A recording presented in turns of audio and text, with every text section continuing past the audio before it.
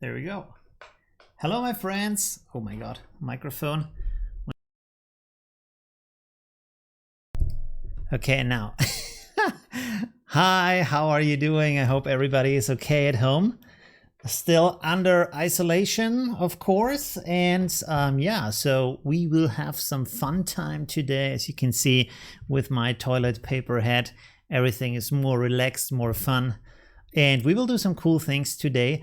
As you might know, I started a little challenge on Facebook. I did a little live stream for my Facebook community, and then the viewers suggested let's do a little exercise that they can do at home for photography, for using Affinity Photo. So I suggested that we will review some of the pictures, also talk a little bit about the process.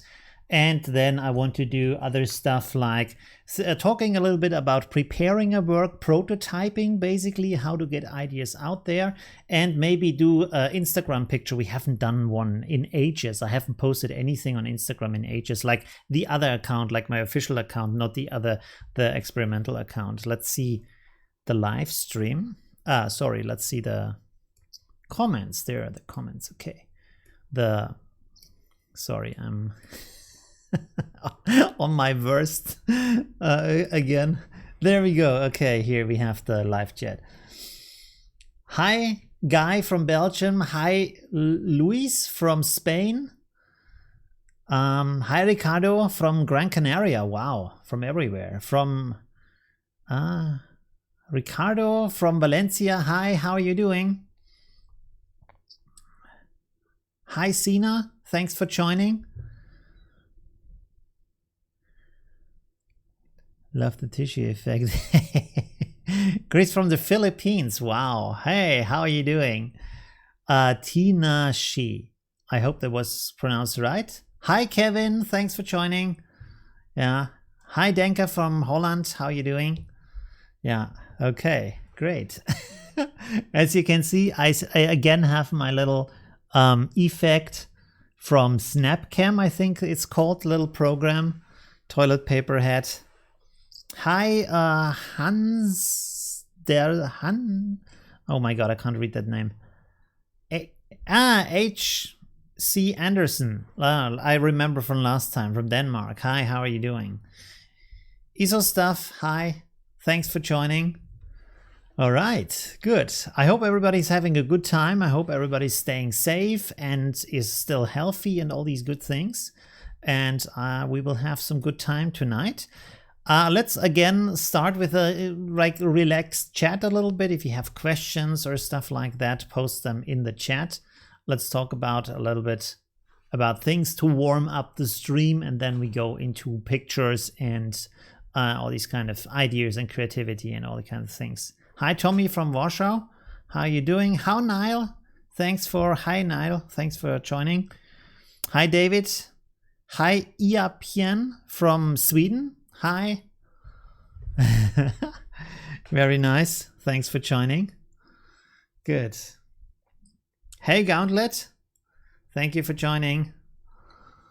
Good. My giant cup is here again. Oh.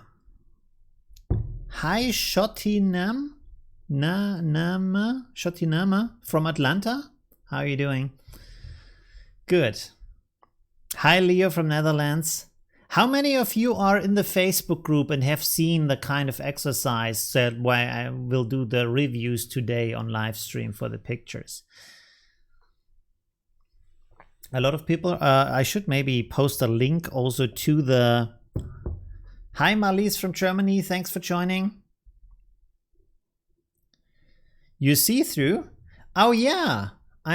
Oh no, wait a second. Oh, this is a little bit green up here, and also kind of the settings are mixed up because of this effect. The camera is kind of different, so it's I don't know.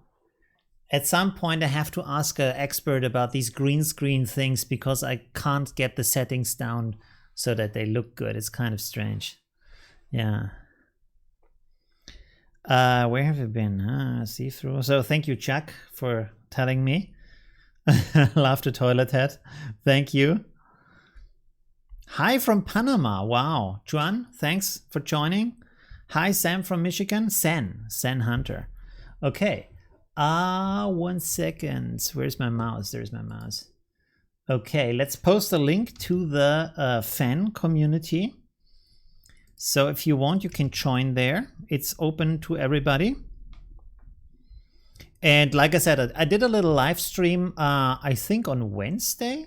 Did I do a little live stream yesterday? No, it was another day, maybe on Sunday. I can't remember when I did the live stream, but it was like a half an hour. So I do very short live streams on the Facebook community to talk with people. Like it's just a chat. I use my phone to live stream there to talk with people. They suggested to do these kind of exercises, which I think is a really great idea, especially now that we need something to do at home.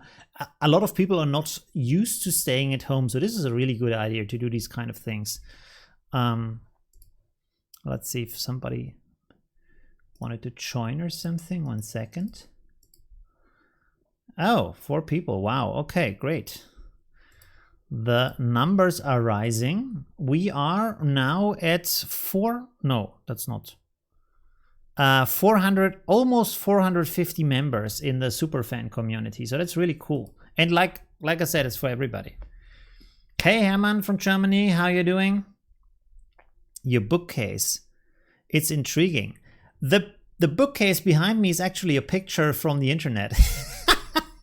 Because I don't want to clean up my room every time, and like it's so I decided to use a picture that looks kind of like my room. I do have a big bookcase behind me, so it looks similar like that, but not as cleaned up.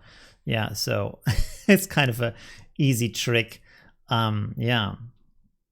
Maybe I should at some time change the picture of my background to other stuff. I don't know, maybe more camera related or stuff like that. A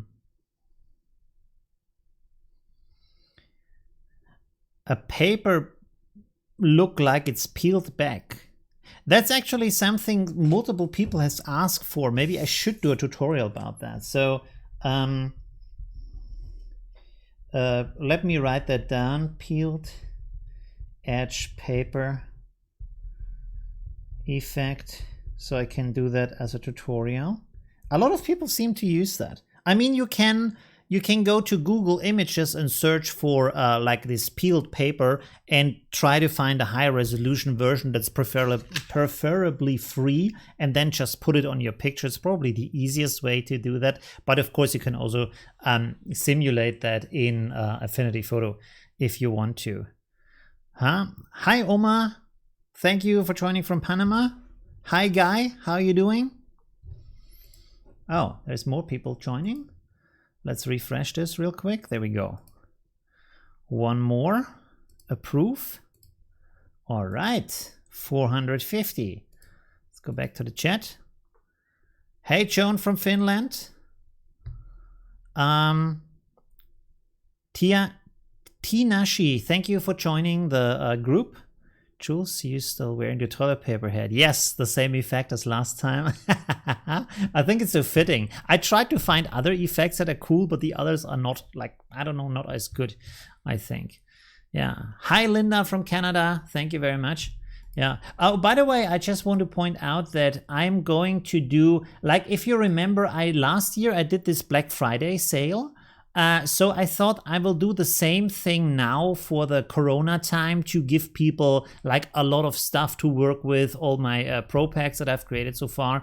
I think it was 75% off. So it's like a bundle of all the packages together, plus the package of this month that I will also include there. So I still have to finish that package, but just to put that out there, I think I will do it like on Saturday.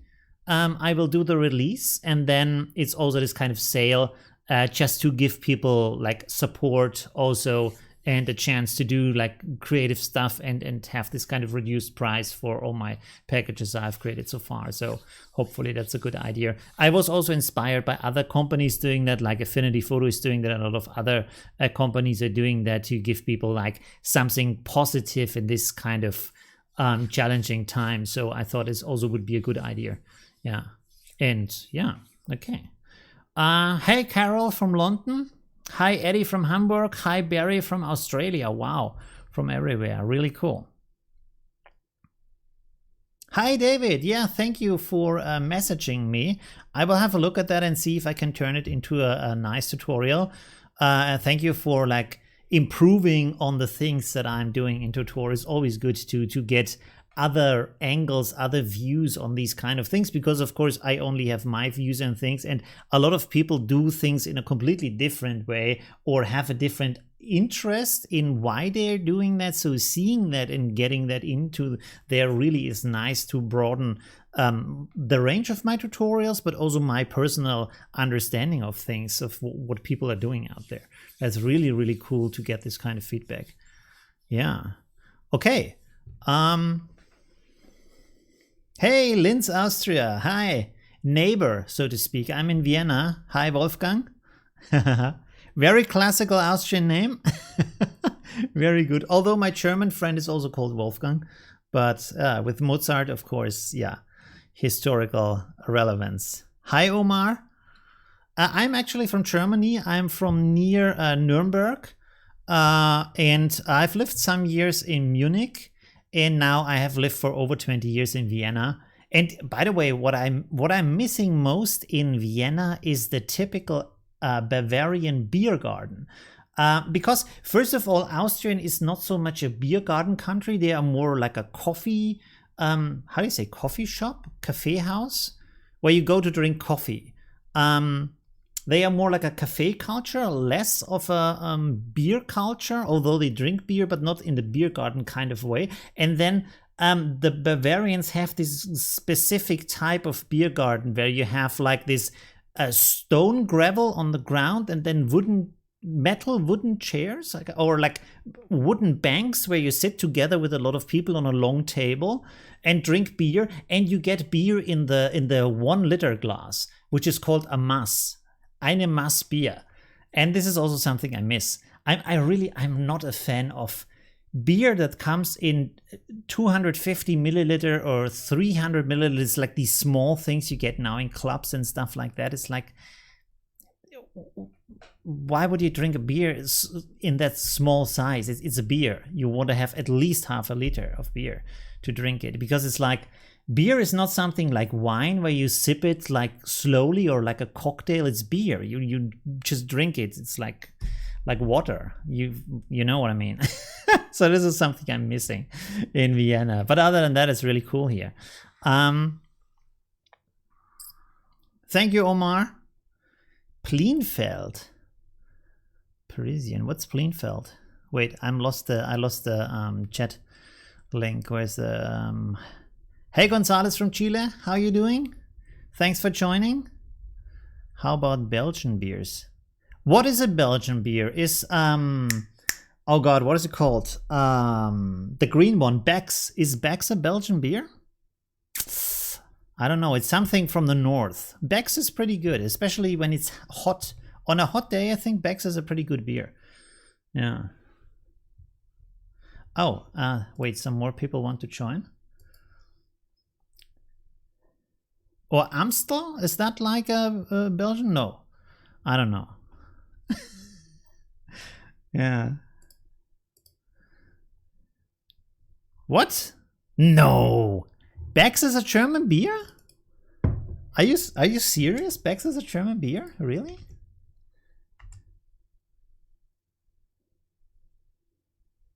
Oh, I didn't know that.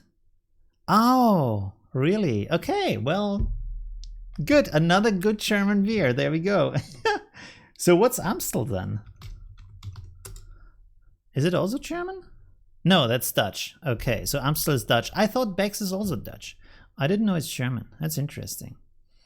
Heineken. Yeah, Heineken is also nice. But they are like the holiday beers. When you're on the beach and it's hot, you drink mostly that, I think. And then like you have the classic German beers like Spaten or Erdinger, Lamsbräu, all these kind of beers. But German beer is more bitter, so it's kind of... I'm not sure if you want to drink it on a beach. You want to have something more light, maybe. Something more that's not as bitter and like strong. Not strong from alcohol, but strong from taste. So, yeah. Also oh god, I'm so bad in geography. Sorry that we are talking about beer right now. Just for a second. It's a good topic. Oh, I have to show you something in a second. 1 second. And I'm really bad with European geography. I don't know why. I'm a lot better with Asian geography for some reason. Czech beer, Czechoslovakian beer. That's also pretty good. Kozel is a really good beer. And others from there. So that's pretty cool. Yeah. Wait, I have to show you something while we are talking about beer. I'm back in a second.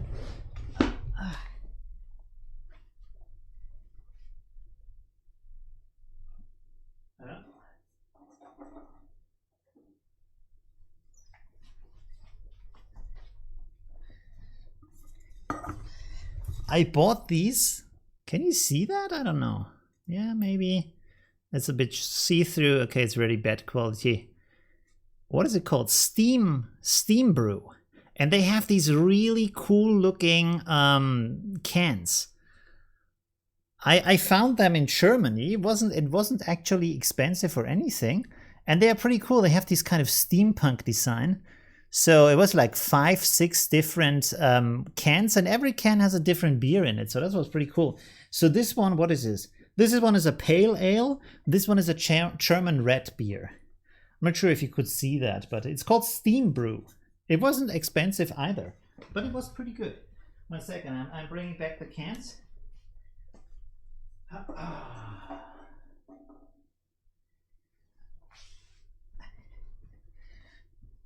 Okay, there I am. So let's maybe talk more about photography than beer. Pilsner is original Pils. Yeah, that's also good. Yeah, has a nice house. That's not my house. It's just a photo background. It's like there's a green screen. You can see here. There's like, and that's just a photo. I have a bookcase also in my back. That's basically the same size. Yeah, but because I'm not cleaning up every time, I just put a picture in the back, so I save that time. And it still looks good. Yeah. What does he say? Jean-Louis in Spain, Sevilla. Hi, how are you doing? I was playing with 5 MNS ago in Facebook and that's consistent to change on PQ. What? I don't understand what you're saying. I was playing for 5 minutes ago in Facebook a spiel that consists to change one word from a filmed. Ah, okay. With toilet paper. I see. Okay. Yeah. That's funny. Yeah. American beer is quite terrible? I don't know. What? I actually don't know. I think I have never or like very rarely drank American beer. Yeah, I think it's like more on the lighter side, right? It's like very, yeah, rather light, I've heard. Eddie, Belgium. No. Oh, by the way, when I was young, I was drinking Faxe beer. I don't know if you remember that, but they have cans like this normal, like where you have like soft drinks and stuff cans, but a 1 liter can. So really big, like 2 beers in 1 can. That's pretty extreme. So hi Asrid Design from Malaysia, thanks for joining. Hi Dino, thank you. There's a lot of videos on my channel about Affinity, so dig in. I think it's over 190 tutorials until now, so pretty good stuff. American Trappist Spencer is quite okay. Okay, nice. By the way, in the last recent years, like there is like a really popping up these micro breweries, I think they are called, very small breweries which make very specialized beer, which is quite expensive, but better than the normal beer because they try out a lot of different things. So that's pretty extreme in the recent years. The variety of beers that you get, it's really amazing. Yeah. Okay, so enough about beer. Hi John, thanks for joining. Hi Danielle. Yes, we're going back to photography now. Just got Affinity published and I want to write a Kindle book on concert photography. Are there any templates I can use for the size. I don't know. I've never done a Kindle book, but I'm pretty sure that Amazon has some information, or when you go online, like I would go to search on Google for Amazon publishing Kindle books, what kind of requirements they have. And if it is a book about photography and it holds a lot of pictures, I'm not sure if Kindle is the right format, because Kindle is very specifically made for textbooks. So even if you read a newspaper on Kindle, it looks terrible because it doesn't have any kind of layout. It's just floating text, like not floating, but it's just like text, like in a book. There is no like layout or any kind of thing in Kindle books. So you probably are better off with PDFs, stuff like that. Where you can have your own design, and people, when they download it, they have the same design, they have the same layout, and you can put in color pictures and high resolution stuff like that into a PDF. It's probably a better idea. Of course, I'm not sure if you can sell it over Amazon as a PDF, but picture books and Kindle are, I don't think they're a good mix. Kindle has had the what is it called, Kindle Fire 10 HD, which has a color screen, and you can watch Netflix and Amazon Prime on that and all these kind of things. But for some reason, they haven't improved on their book format. So maybe it hasn't sold as well. I don't know. Because most of them are done for the e-ink format, where you just have like text and maybe black and white pictures, stuff like that. So yeah, I'm not sure if that's a good format. You have to do a little research in that area before you get too invested into the book.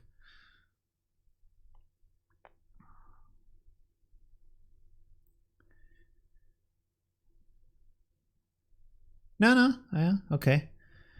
Maybe ebook then. Yeah, I don't know. Like, you have to research. Maybe ebook is better. I don't know. If I haven't had or read an book on an iPad in ages. They tried to do a good format. I can remember when the iPad came out, which is a long time ago. They wanted to bring like the books into the next century and do really cool things with that. And you have animations and films in books and graphics that are interactive and all kind of things. But I don't think anything came of that.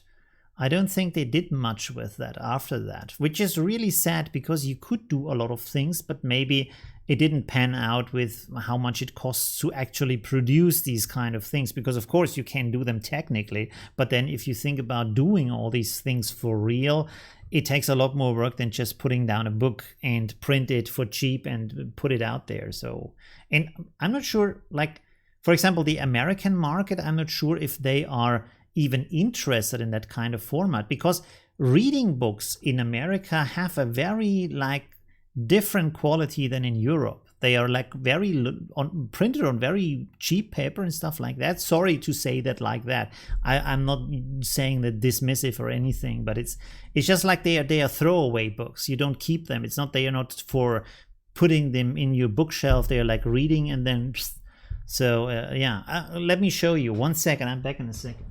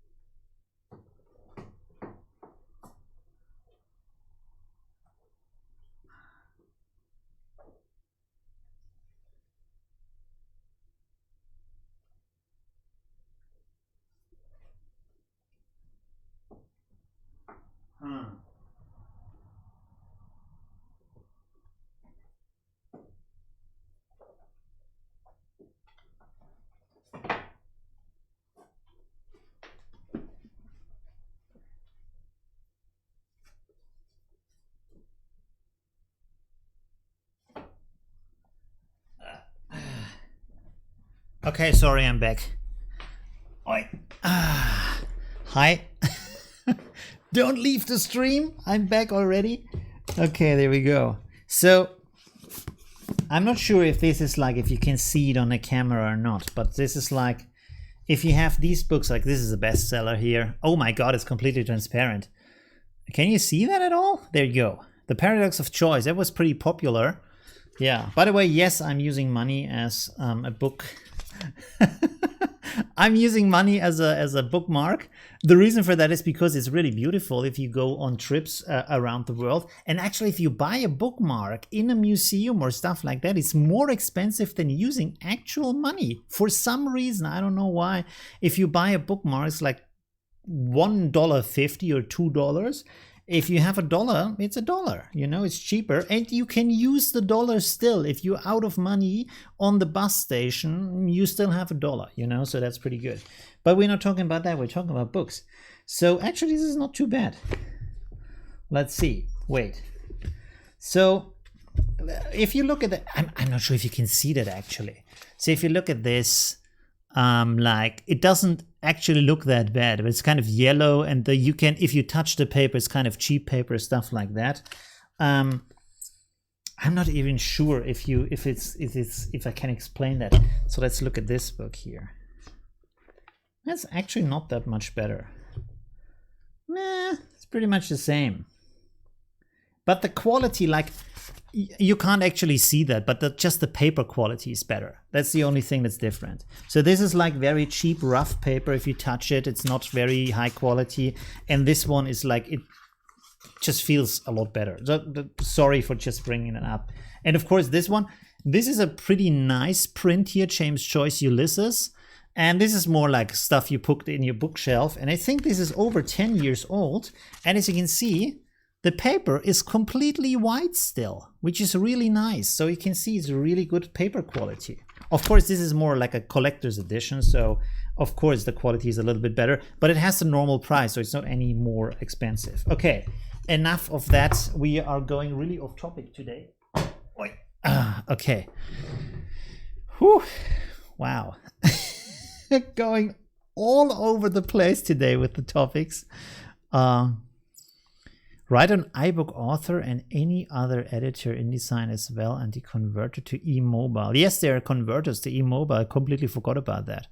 Yeah. Hey, Hans from Düsseldorf, how are you doing? Thanks for joining.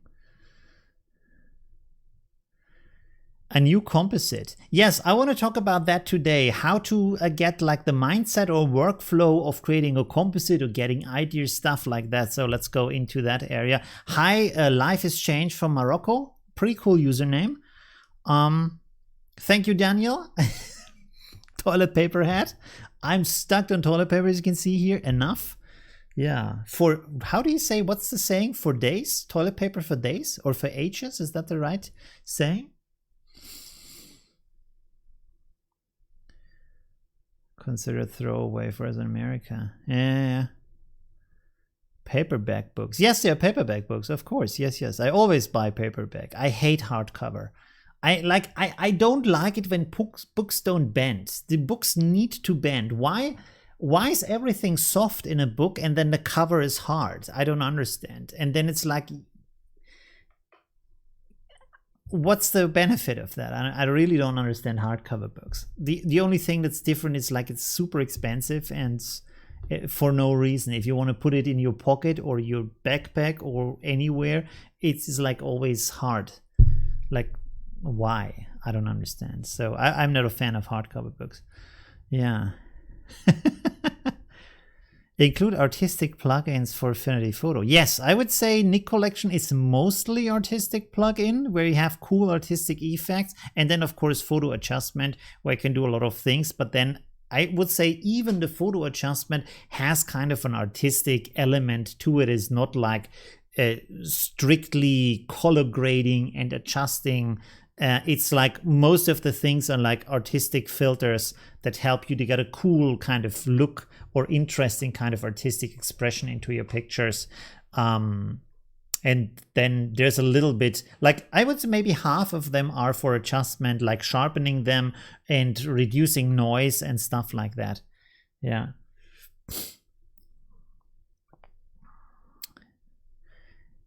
Hardcover is used to preserve the book longer time with a heavy use. Is it? I don't know. I mean, technically I can see that, but then if I think about libraries, for example, the library that like where I go to get books that I how to say rent, basically they are also soft cover books. They just, the only thing they do is they laminate it, the outside, so it's plastic. The outside is laminated in plastic, so this is like super extra durable, and then the inside is paper. So I don't know, maybe it looks good if you have like a collector's edition with the signature of the author or stuff like that. I could really understand why you want to have a hardcover, not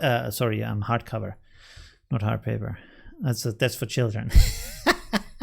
Okay, let's go. Are really bad. Yeah, in a lot of countries it's really bad. I mean, I can understand if you have books and you only read them one time, and to be honest, who reads books more than one time unless it's like the most amazing book you've ever read? Most of the books you read one time, so it's basically a throwaway or tickle if you don't give it to other people afterwards. For example, in Vienna, and I guess this has been done in a lot of countries, is we have these kind of open bookshelves around the city. So if you have books you don't want to read anymore, you can go and bring them and other people can take them, and you can also take books from there. So I've taken a lot of books from there and read them, and the good thing is you never know what's in there, so it gives you a broader understanding, like, how can I say, a broader interest into reading, because you find something you would never have looked for on your own, and then it turns out it's a pretty interesting book. That's pretty cool. Hey, Yasmin from Saudi Arabia, how are you doing? A lot of your YouTube videos, you are very talented. Thank you, Dino. Thank you very much for that. Since I've been having a hard time editing photos. Well, I've done it for a very long time. Like, I've studied art, so basically I've used this kind of software for the last, let's say 25 years or something like that. I don't know, like a very long time. I think when I started, was it the first version of Photoshop? I don't know. Let's see, when was Photoshop released? That's an interesting question.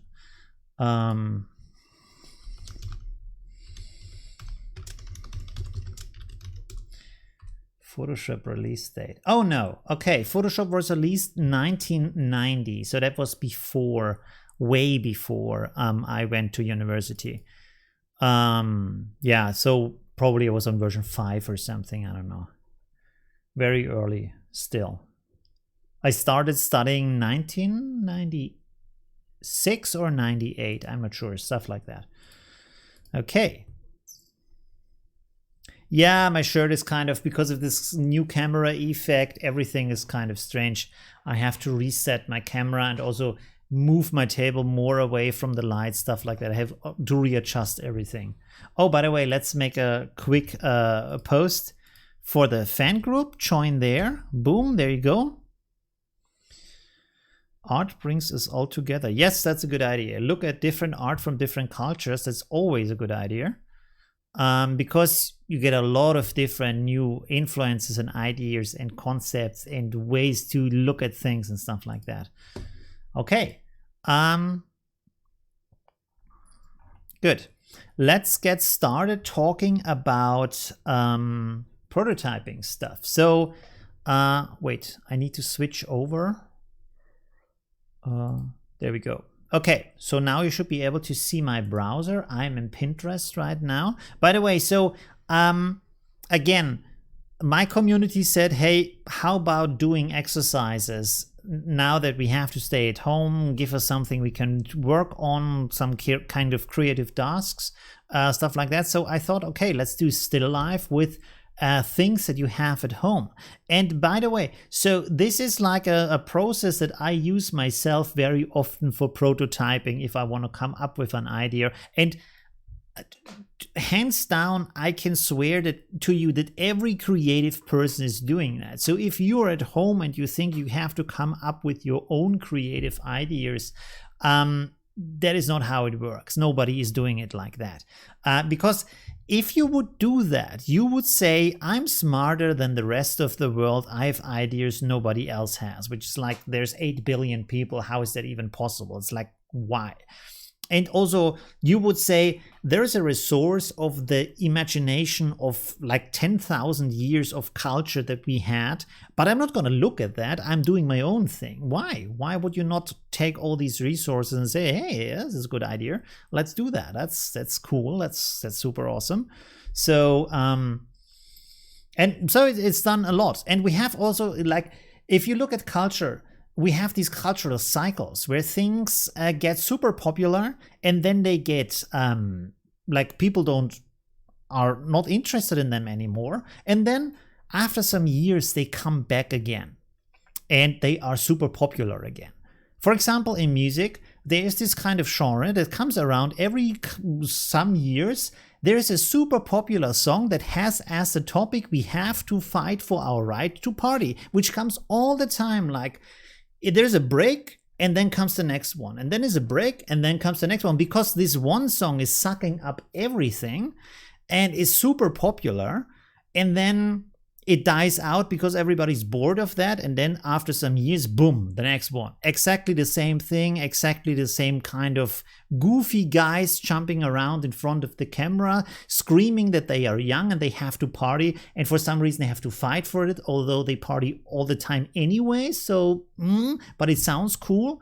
And yeah, this is like this kind of cycle. Or like, if you research the concept of what is cool, what is considered cool, this is not new. We have had that in the Renaissance. We have had that before that. It's always kind of the same thing, that coolness is basically that you don't care, you don't give a, you know what, and you just do your thing. And that has been around forever, this kind of concept, but it comes around with new names again and again and again, because this is just how our culture works, you know. Every generation gets born new and they think they do it for the first time and they think this is their idea, and then they do things, but the generations before have already done that. So you can just take other ideas and be happy with that.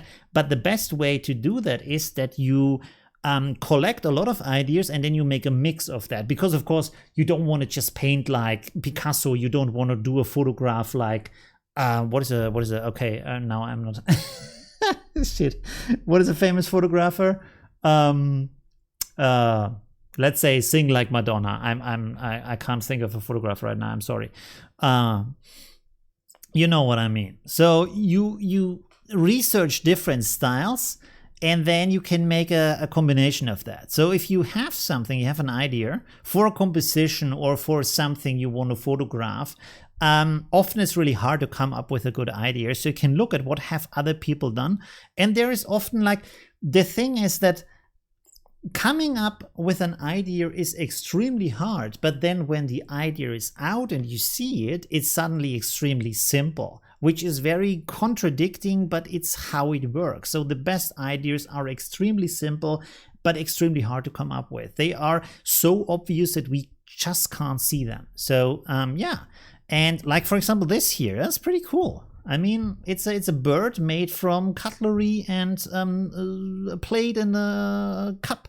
So it's easy, it looks cool, it's very nice, you know? Yeah, so that's pretty cool. And now I'm somewhere else. I don't know where I'm right now. Yeah, so these are probably the suggestions. So like this is the work process of like doing, if you want to do any kind of thing, just type it into, and I think Pinterest is like a really, really great tool for doing this kind of research, because everything is on there. And the cool thing is when you do a board, let's go back to the board I've created here. So you have this board here and you can see there are some really cool ideas. For example, this here with paper. This is just a bunch of paper, maybe copy paper. I don't think it's a book because there's no text on it. It's just bent a little bit. There's just a little bit of light on it and you get a really cool effect. So this costs you nothing at all and you can do amazing pictures, you know? I'm pretty sure people have built a career on that and sold pictures, prints of these pictures for thousands of dollars. just because it looks cool and it's like interesting. And I mean, if you have this in your office, that's a cool artwork, right? So, and there's other stuff like this and that, and you can do so much with paper. But the cool thing now, first of all, when you click on a picture, you get all these suggestions below that. So it's very easy to find similar stuff. And then if you have a board, up here it says more ideas. So these are your pins, and then it says more ideas. So you click on that and it loads, and then you have more ideas. And now you don't even have to select which board is going to, because you are still in that board that you have created. So you just click on save. You see here, anything you like, you click on save, save, save, and you have suddenly 100 different pictures with suggestions of what you can do. Here's flowers, for example, also very nice. You know, that's a really cool artwork. I can see the image. There we go. Boom. That is nice. Again, simple object that you have around you. Maybe not the flower, but you can get a flower like that in a shop. And a little bit of light. That's it. A little bit of editing. That's that. So it's all very easy, as you can see. And also, you are getting a lot of like free ideas and processes that are taking a lot of time to develop them on your own. But you also get kind of a sensibility of understanding what can I do with these different medias and different lights and different materials that I have around me and different camera angles and all kind of stuff. So I would suggest, when you see these kind of things, sit down and like I would suggest make for example, a Word document, and you put in these kind of tables. So on the left, like a column with 2 tables and maybe 20 tables deep. You know what I mean?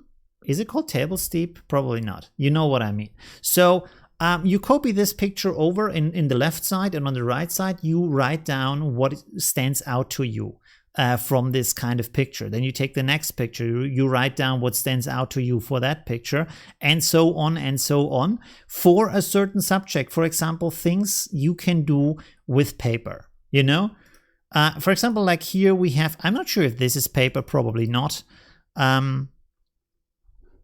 Let's see. So here we have 4 different versions. So you can look at this, and you can see like this is using the papers that are a little bit spread out by pulling them in angles against each other, so you get these kind of bending. And they bend, of course, in a way that is related to each other. So you have these kind of similar flows that are extending, so the curve is getting stronger over time. Maybe I should just take the picture, because this is kind of annoying with the, okay. Let's go like this. And here, let's take here the picture. Wait, let's prepare this real quick. So here we have to go a little bit smaller. Is this now changed? Yes. Okay, so I have to go back and forward. Image. You're seeing I'm right-clicking and then open image in new tab. This is, you can do it in the Chrome browser. I'm not sure if every browser can do that. But you can see there's like distinct similar like differences, but also similarities between that. So you can see here the photographer is working with like very dark light, and then these kind of very soft lights that you have over here on the other side, which is a nice contrast to each other. And it's probably also intended that this is a thicker paper where you have like a bigger edge that has this kind of highlight on top of it, so you get a clear line. So you can see here, can I go down here? Yes, I can. So you can see you get here a very nice separation between this darker part and this lighter part, because if this wouldn't be here, you would probably like be confused if this is an edge or it's not an edge, because the grays are getting so similar. Also up here, they're getting more and more similar. But because you have this kind of thicker paper with the white edge, you have a very nice separation. Also here, you get a very nice separation between this very dark black and the other tones here. And of course here you can see there is black and black on both sides, so you still get this kind of separation. So there is probably a thought process behind that, and you can note that down so you know that for your process. Let's see another picture. This is also very nice. You can see this kind of nice gradient that you get where it goes into the back of the picture. I'm not sure if this is actually blur from the lens. It could be, but the interesting thing is that here we have a sharp edge, so that's kind of strange because they seem to be at the same distance. I'm not sure what's going on here. But this is also like, there's a lot of information you can get from these kind of like looking at the pictures and see how they have done this. And this is kind of, you can see there's like kind of a dance going on here between these two. And they're starting out thin and then separating and then getting together again on the other side, which gives it a very nice additional motion to that. And also more kind of gray values in here. And again, the photographer is using these kind of lines here. In this case, it's probably, I don't think this is is this the front of the paper, like the edge of the paper, or did he pull one of the papers a little bit back so it gets some of this light down here on the side of the paper? I'm not sure about that. Kind of hard to see here, but he's using this white line to get a clear separation. So that's all we get. If you write down these kind of notes, you get a lot of information for that. So that's like, if you want to do a creative process or prepare an idea or a work, it's always good to make one of these boards and just find out what kind of thing you want to do. Of course, here I went all over the place. I wanted to find some kind of still life pictures that you can do with things that you find at home where you don't have to go outside, so people have a little bit of inspiration for their works. Yeah, but this is like the first step is researching this. What are the ideas? What are the concepts? What do I need to do that? And then when you did that, for example, here you can see, if we look at these pictures, if you do this kind of research, you know, okay, I need coffee cups, I need coffee, this is probably sugar that's falling into the cups, I need some strings, stuff like that. So you can prepare a list of things that you would need to create this kind of project, and also see, do you have the things? Can you afford the things? Are they in reach? Is it easy for you to do this kind of thing? Or is it too hard? So you see if there are any kind of limitations for you or not, if you need someone to help you or not, these kind of things, so you can prepare for that. So that's all very nice to figure these kind of things out just by looking at what other people have done. Let's look at the chat real quick, because this was a pretty long talk, and have a little bit of tea, so my sore getting throat. Ream of paper, $2. In the hands of an artist, $1,000. Yes. That's it. Yeah. Thank you, Gary. That's very nice to hear.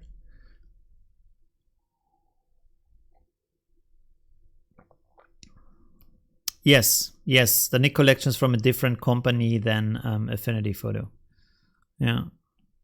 I think the NIK Collection originally was created by Nikon and then bought by Google, and Google made it free as like a marketing gag because they wanted to promote also their photo platform, stuff like that. But then they got less interested in that, and they sold the NIK Collection to DxO.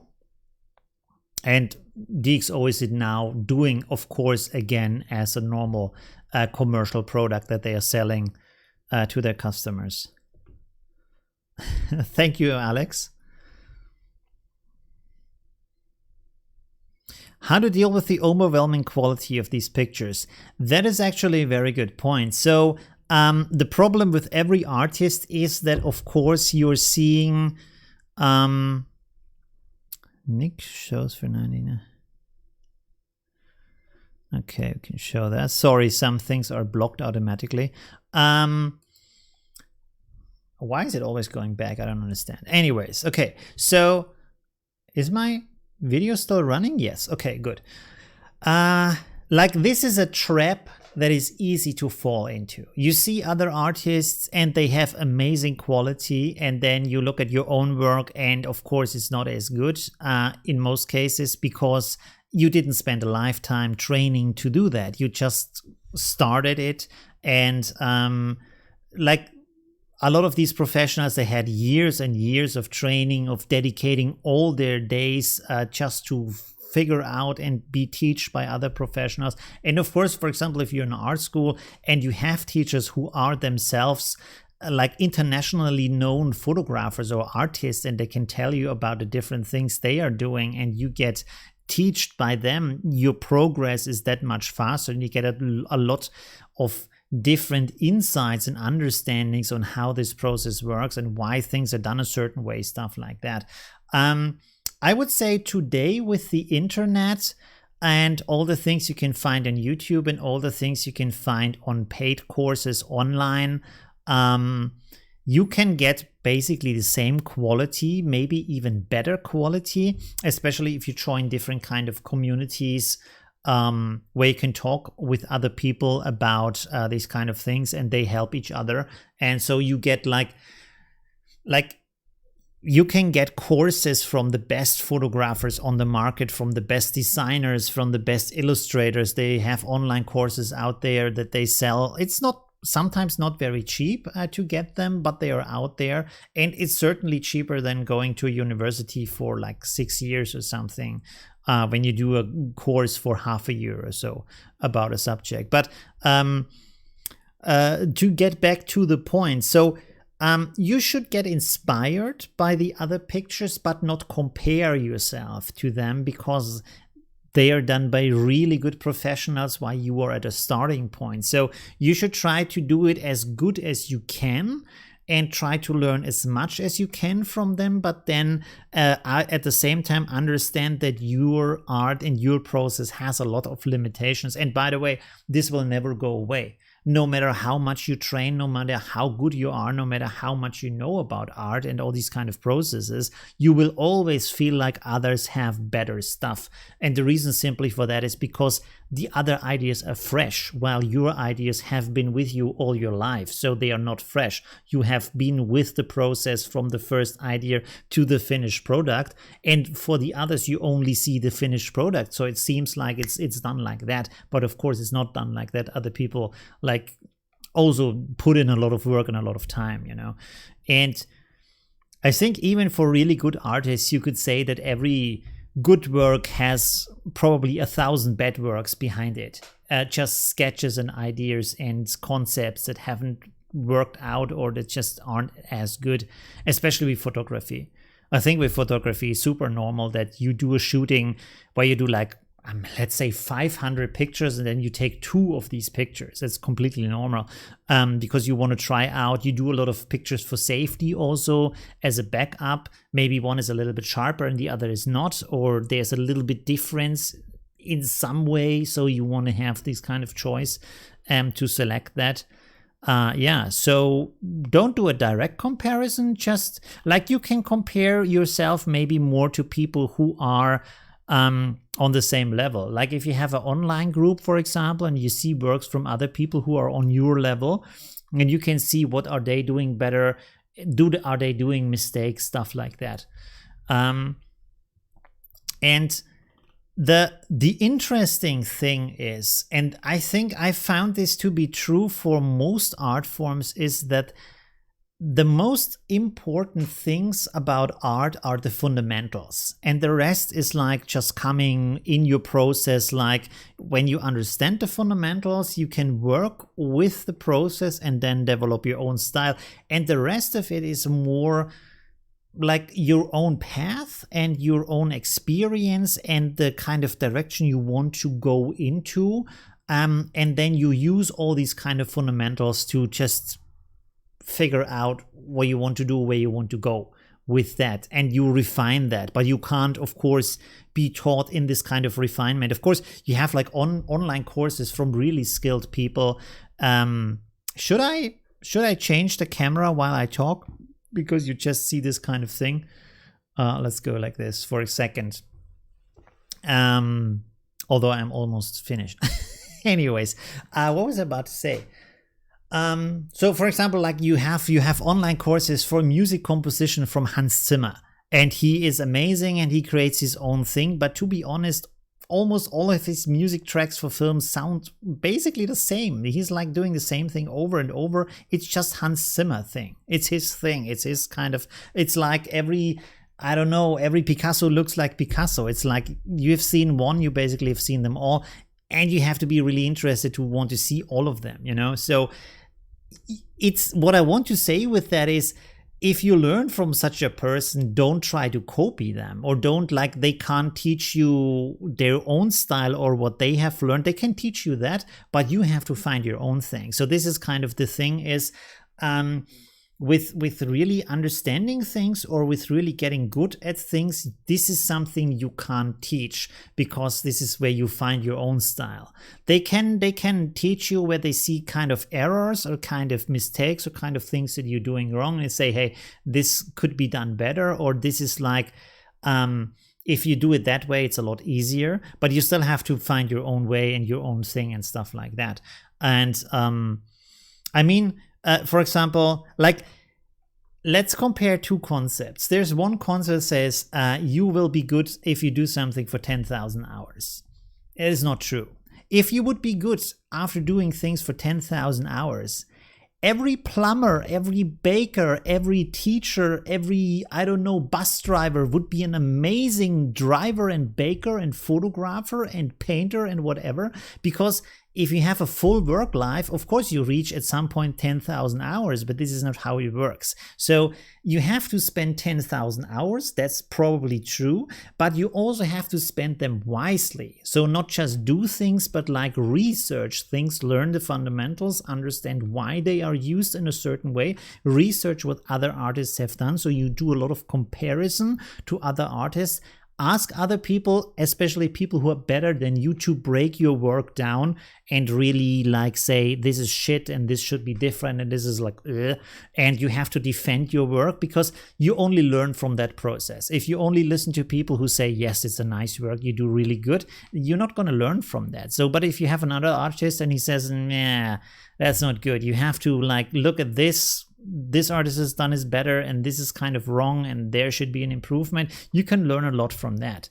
So yeah, this kind of process. And by the way, another thing that I would suggest is try to find maybe podcasts or maybe videos where artists talk with each other about their process, about what they're doing, especially if they're good artists. Don't listen to bad artists. That's never a good idea. Listen to good people who are really understand what they're doing. And also with me, by the way, I'm not like the super expert. So if I'm wrong about something, don't listen to me. It's like, I only know as much as I know, and that's that. So there's a lot of people who are a lot better than I am. What I was going to say is, like in these discussions when they talk about things, you catch a lot of really interesting, important, good information. Let me show you an example, which is not about photography, by the way. It's more about painting and drawing, but still it's an interesting example. What is it called? Okay, yeah, I remember.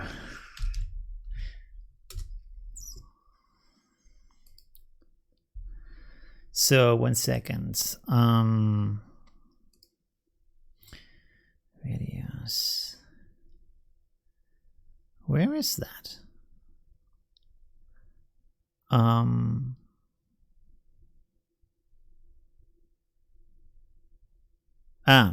That's it. Okay, 1 second. Let's switch over again with the camera. Are people still listening? I'm talking so much today again. This guy is called Proco. And he's kind of a good teacher online, especially for the fundamentals. He's doing basically mainly the fundamentals of how you draw things. But the more important thing here that we were talking about is you have these kind of videos here.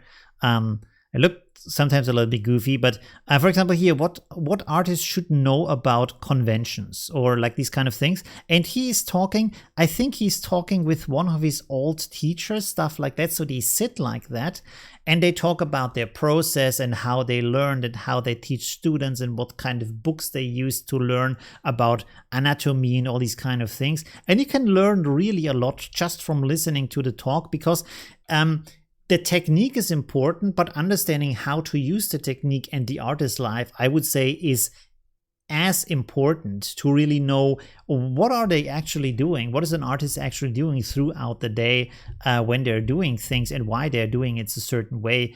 And because there's this kind of public picture of how art works, and it's completely not how art works, of course. And then there is what artists really do, and it's just like it's a job, but you work, and a lot of them they get sucked up by the process because they are very interested in the process. Woo, okay. And okay, I'm not sure what I want to say right now. Listen to these kind of things, that's what I want to say. Okay, so let's go back to looking at the pictures that people have sent me. I think that's it. So you can see here, there was this kind of, I did on the March 23rd, I posted this first exercise, still life, which I wrote completely wrong. I'm seeing right now. Anyways, that's right. Anyways, so I posted this kind of Pinterest group with some pictures in there, and people can suggest images that I've made with things they have at home. So this is why I prepared this kind of board, which is mostly things that you have at home, so you don't have to go outside. And there have been some really cool works. For example, Jean-Loup, he posted a lot of different pictures.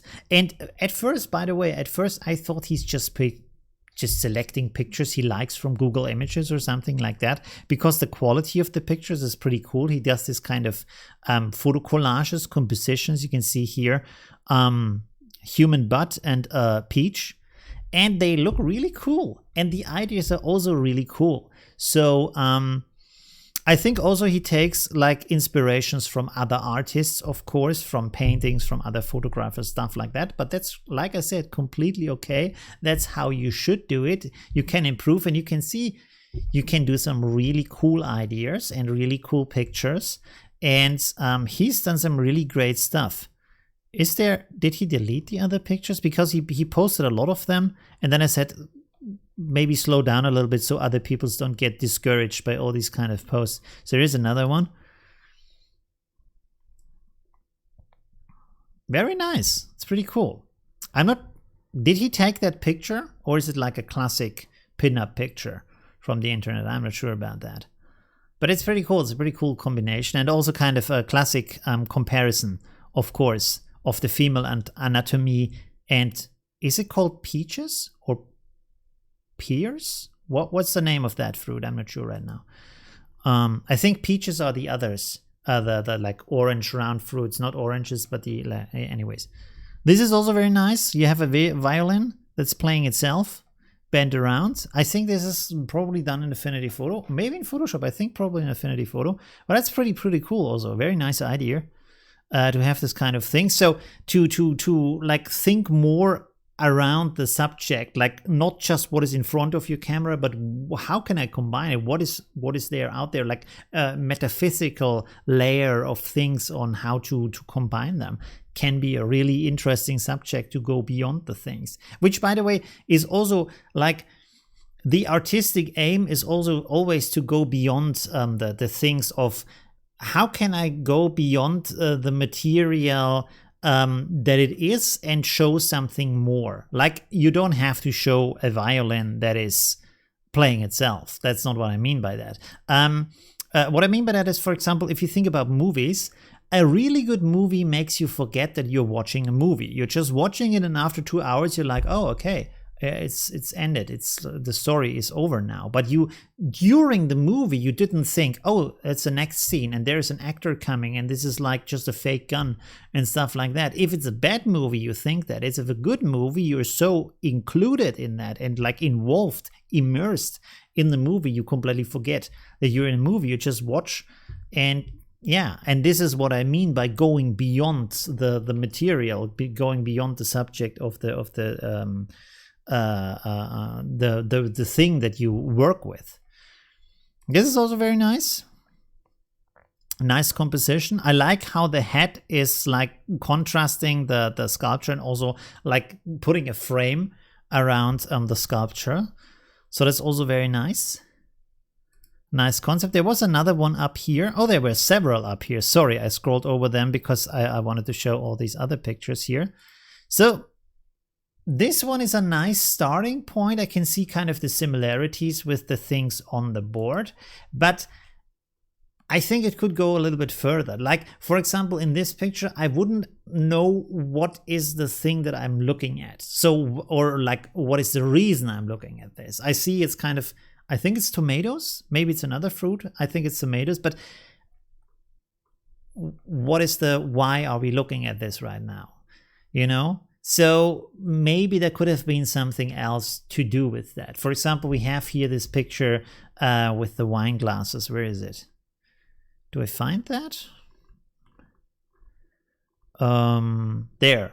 You see? Like perspective, you have these wine glasses behind each other. It gives this kind of perspective gate effect. It's very nice. So probably if you line up these tomatoes on a table, maybe even in 2 layers, or if you can manage that in 3 layers, and then put the camera to the side and make this kind of perspective, maybe with a harsh light from the side, you could maybe get something interesting from the perspective, and maybe even put it in black and white and work a little bit with the contrast, stuff like that.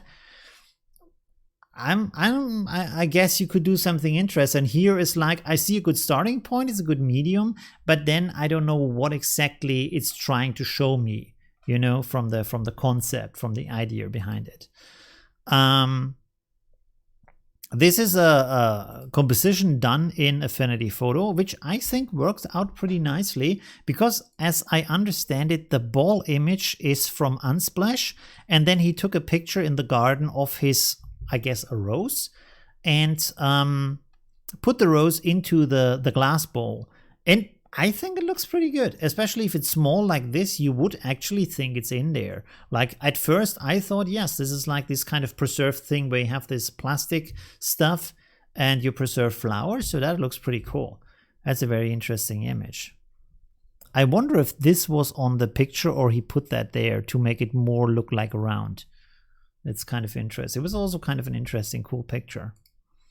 By the way, something to point out, and I think I should have explained this up here a little bit better. So the idea of the still life is, or like the main benefit of the still life, especially when you're a beginner, and this, by the way, is a super good exercise to do these kind of things, is that you work in a very reduced way. Let's look at this picture here, for example.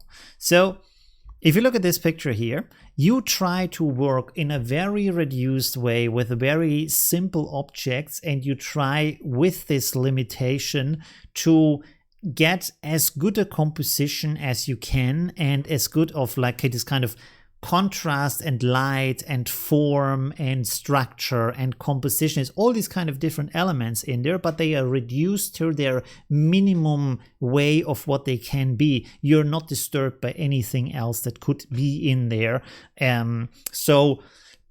You can, because they are so simplified, you have a lot of control over them, and you can take, for example, with like today with digital cameras, or even with your smartphone, you can take hundreds and hundreds of pictures and try out different kind of perspective, different kind of lights, different kind of compositions, different kind of camera angles, all these kind of things. And you can see, what can I make with that? How can I make like a static picture look like it's dancing, or can I make a glass look soft or look hard, or I don't know, with this gate effect, all these kind of things. So you can see here, glass has, of course, this kind of optical effect on light. So what can I do with it? How can I bend these kind of objects with the light? So there's a lot of different things you can do. And because it's so reduced and minimal and simplistic, you have so much control that it's very good as a beginner to learn about all these kind of different concepts. And then when you go and get more advanced and get into more complex things, you have this kind of experience, and in your mind, you have built up a certain kind of skill set also from your senses, from your sensibilities. You can, like, you know how to handle the things, how to create a certain effect, and how certain things feel if you create them a certain way. So It is like if you know on a piano where the certain tones are, where the certain notes are, and you say, I want to play this, so I have to press this button. This is how you do it. And then over time you learn how hard to press it, how fast to press it, stuff like that, and you get better at these kind of things. So these kind of starting points, they are very good for that. I should have explained that for the exercise. So it's also these kind of funny pictures. Funny is also an interesting like genre of art. So that's also nice. Yeah. Okay. And I'm not so much in the area of funny art, so I can't really say much to that. It's a nice picture, it's a nice idea. It's more in the style of what you would post online to your friends. So for that purpose, really cool. We have already looked at these pictures. We have already looked at that picture. This, by the way, I found really interesting. This one is really interesting from like the composition of the picture and the story of the picture and also the editing of the picture, because it is very like dramatic and claustrophobic and telling a story, and there is a lot of very good elements in this picture. And also the interesting thing is that from the composition that the picture is in the center, and which like center means that it's very strong, it's very stable at the center, it's very powerful. So if you have something that is frightening and in a powerful position, it's even more frightening, it's even more extreme. So this is why it's good that the window here is in the center, and also that like the hands and the room are black and white, so it's like depressing and dark and shallow and all these kind of, not shallow, it's the wrong word, you know what I mean, like it's like bad situation, and outside is the colorful nice world. And that's pretty cool.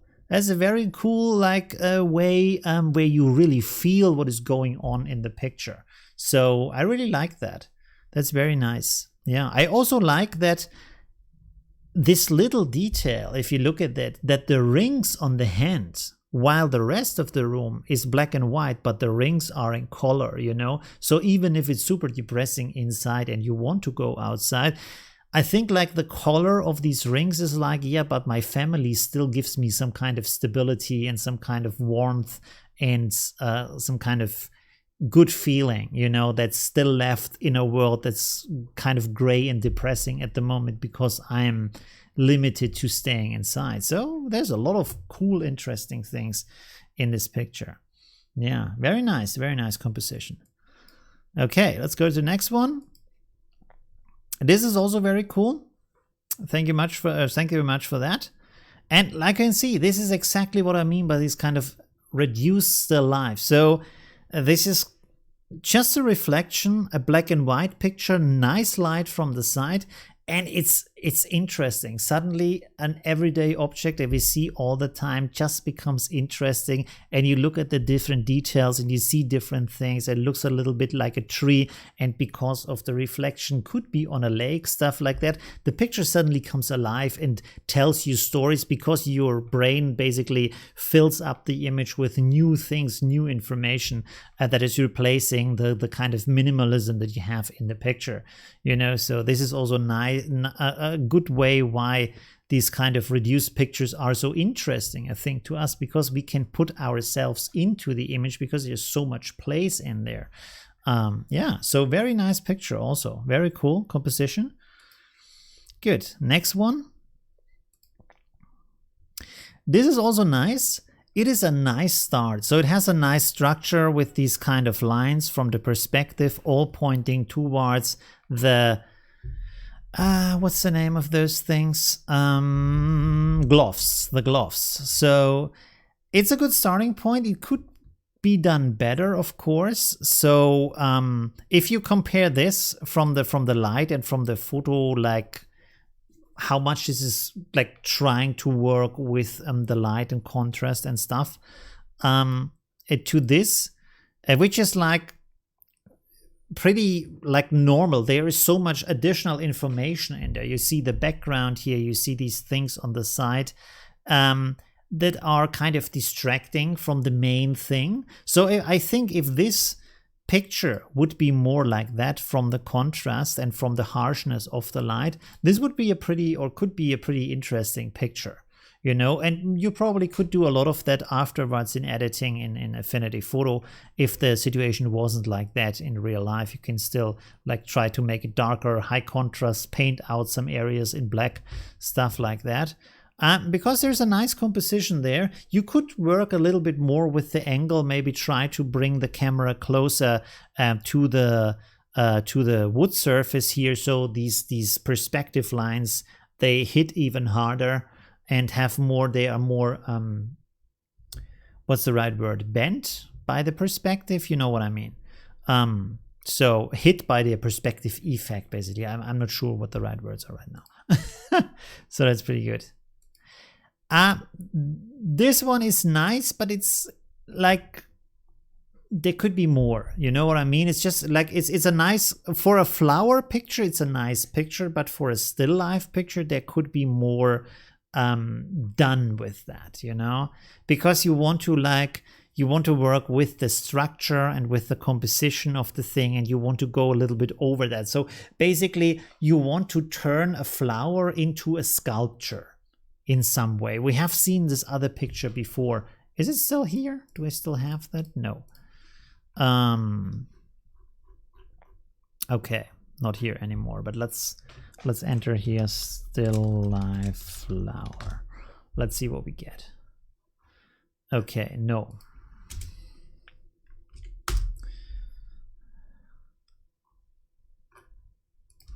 Let's add macro. Do we get something here? Not really. I mean, this is maybe a good example.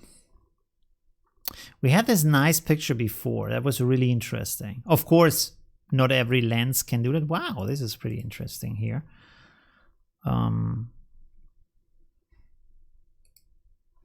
By the way, don't think that I'm saying every still life has to be high contrast black and white pictures. That's not what I'm saying. It's just like some of these have a very nice composition also.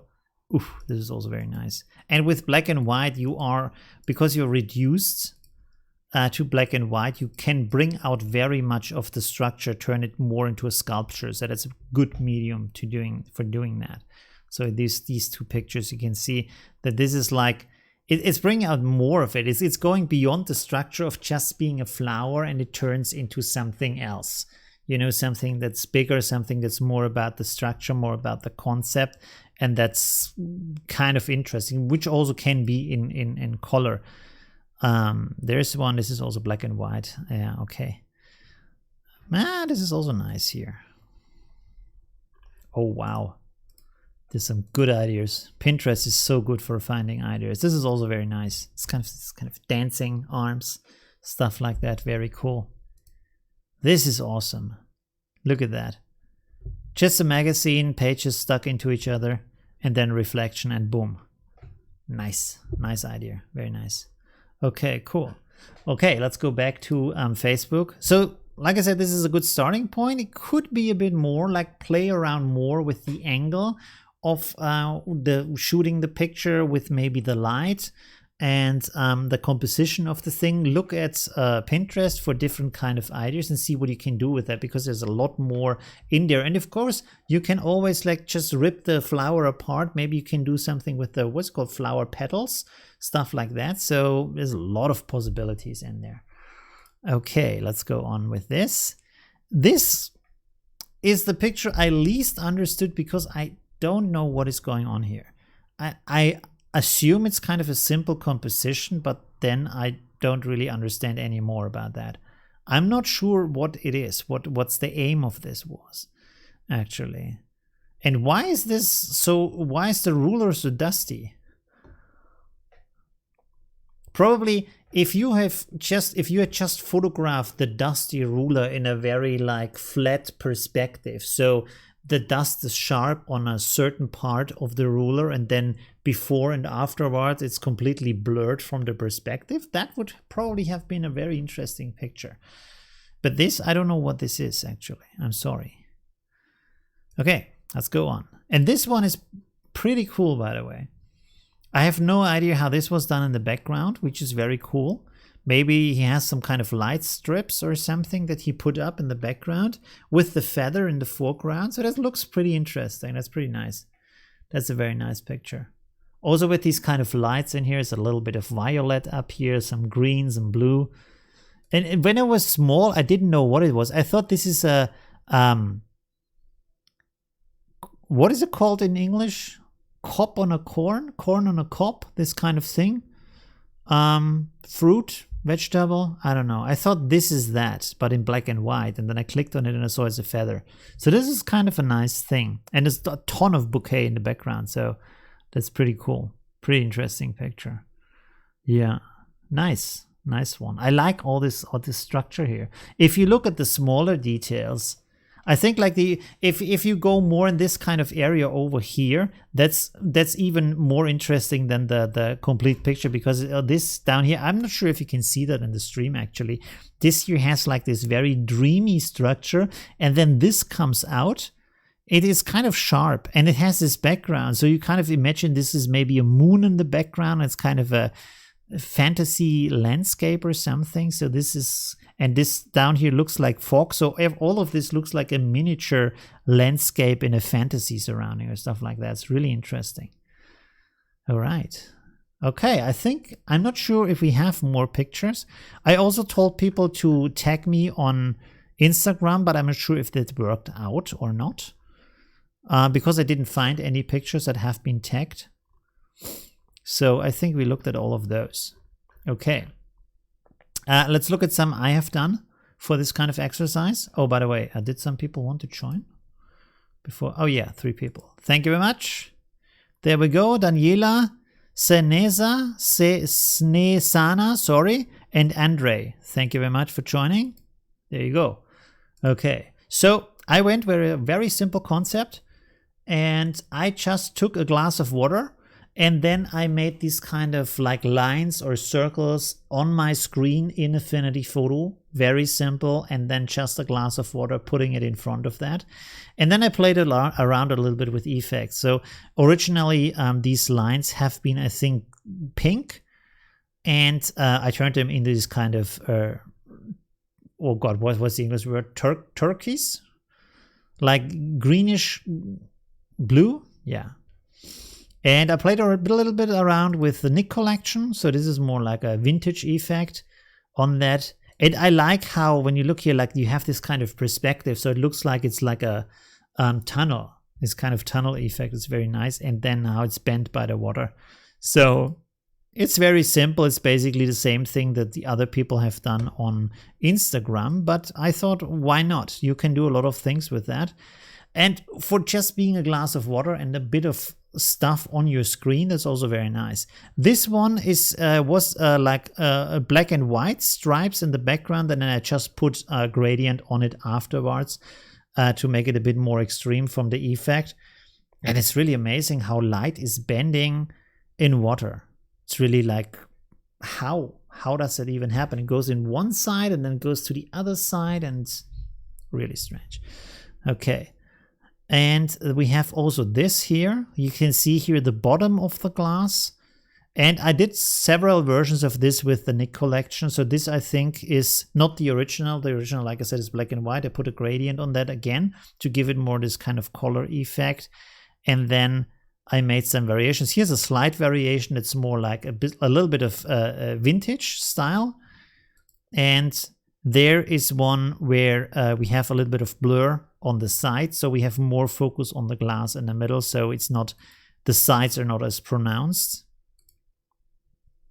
And here's the last one, which has a little bit of light leakage coming in onto the film basically, which also gives more kind of a dynamic and structure into the picture. So you can see, you can do with a little bit of editing, you can create very different variations that like pronounce different elements of the picture, bring out different qualities. You can tell different stories by just putting in different effects. You can see here, this is very evenly from the attention. You don't really know where to look on the picture when you compare it to this. Like the middle is more pronounced, but you have also interesting areas here. So you have basically 3 different areas here, this corner, then the glass in the middle, then the bright side here on the right, which is also blurred, which are separate from each other in their style, but at the same time they are individually interesting. So you have 3 different things basically to look at. So yeah, you can do a lot of things with effects also. So it's also part of basically this exercise to get you thinking about not only using a very simple image structure, but then afterwards with the editing, what can I do with that to get different kind of effects, to get different kind of stories into my picture. And like I said, because the image structure is easy, it's also easier to control and to see how the changes affect the pictures and what is going on in the pictures and how the expression of the picture is changing by using these effects. So that can be really interesting. Wow, I'm pretty sore already. I've talked a lot today. Let's have a look at the comments here. I haven't looked at them for some time. Sorry for that. Where was the last one?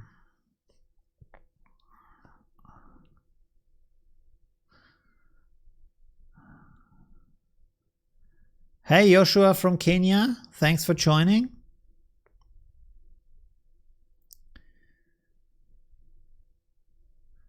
Two, okay.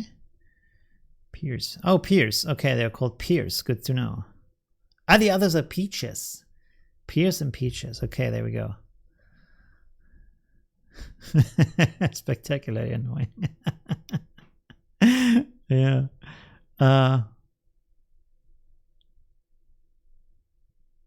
Shaves do not know the I don't know what that means. Title of the picture: Lockdown during coronavirus. Yes, absolutely.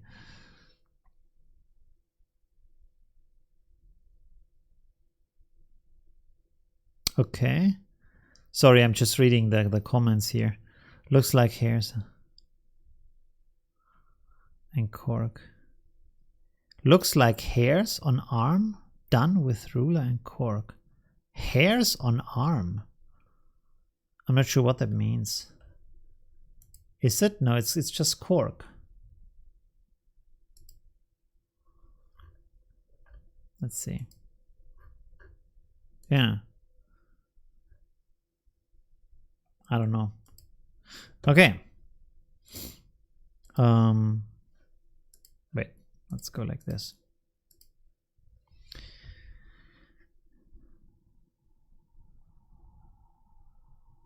Corn on the cob. Yeah, I think so too. Yeah. Corn on the cob. By the way, why is it called corn on the cob? Isn't it like, is there other corn too that's not on the cob?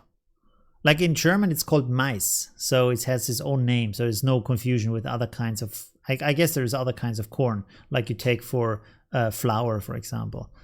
So, yeah.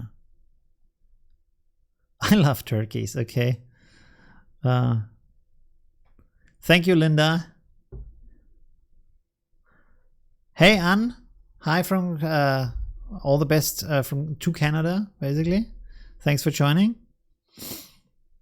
Thank you very much. Okay, so what else can we do?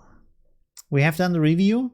I was thinking, well, we were thinking about prototyping, but I already talked about that. Maybe we could either play around with the NIK collection, or we can do one of these Instagram pictures. If you know my Instagram account, where I haven't posted anything for ages, for some reason I didn't get around to it this year. I don't know why. Taps to the right, there we go. So you know, these kind of pictures here, that kind of stuff that I've done in the past. Maybe not this is more intense. Did I do that in a live stream? I don't think I did that in a live stream. These kind of pictures here. We can do stuff like that. Wow, okay. This one I did in live stream. I remember that one. I did this one on live stream. Did I did this one in live stream? I don't know. Maybe. Can't remember. I'm sure I did this one on live stream. Yeah. Okay.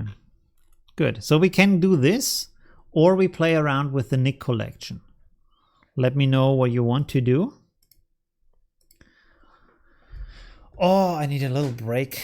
My voice is... I don't know how streamers go 8 hours doing this. It's really... I don't know. It's really extreme.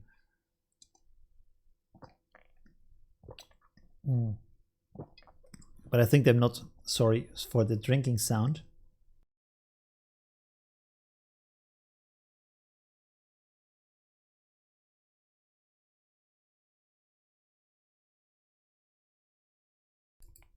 I think they're not talking as much as I do through the 8 hours. Or maybe they're just like adjusted to it.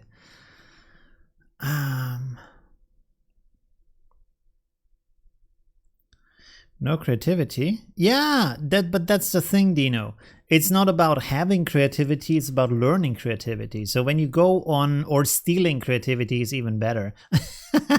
So this is what Pinterest is all about. Go there, and there the creativity is waiting for you, and just take the best ideas that you like the most and copy them.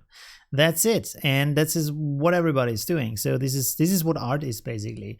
And you can call it stealing, but most people call it inspiration, because this is how art works. You get inspired by the things around you and what's happening around you, and then you just turn it into artwork. So yeah, that's pretty cool. By the way, you have probably seen the last video I have done about the analog effect with the like analog frame, stuff like that. Was that a good video? Is that interesting to do stuff like that or not? Because, sorry, I think not too many people watched that video. I thought it would be really super popular, but it wasn't for some reason. So, and I did that video because a lot of people said, do I really need the NIK collection, like for the analog effects and stuff like that? And I wanted to show, yeah, you can also do that on your own in Affinity Photo. Of course, NIK Collection is preparing a lot of stuff for you and gives you a lot of interesting ideas and those kind of artistic, creative shortcuts. So that's pretty good. But you can also do it you can do a lot of things in Affinity Photo natively if you want to. So it was an interesting comparison.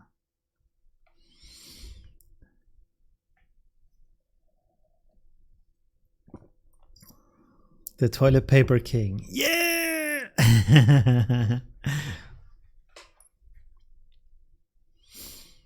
Refrain from posting links. If you delete the message. Yeah, you can't post links. I turned off links for other people for that, so I don't get spam or stuff like that. Yeah, sorry for that. You can't post links here.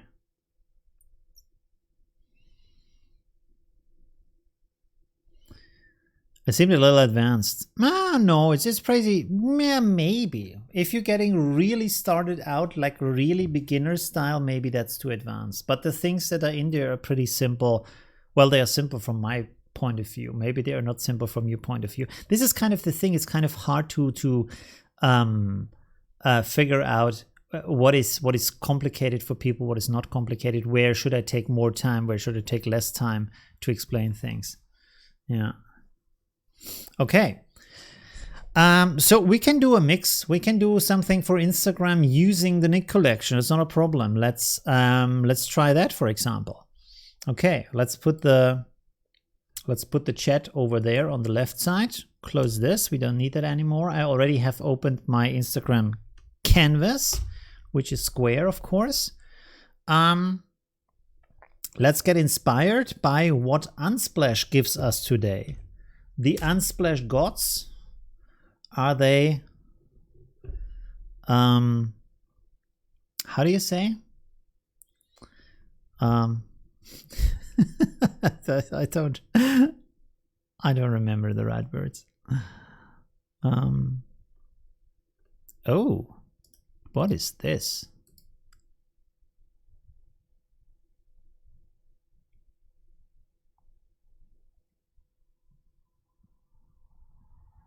I have no idea what that could be, but it looks pretty interesting. The hell is that? So it's a person with a helmet, but strange, very strange. Okay, we can maybe try to work with that. Smiling, are the gods smiling upon us? That is a very good line. Thank you, Daniel. Yes. Are the Unsplash gods smiling upon us today? There we go. Let's download this and then place it in here.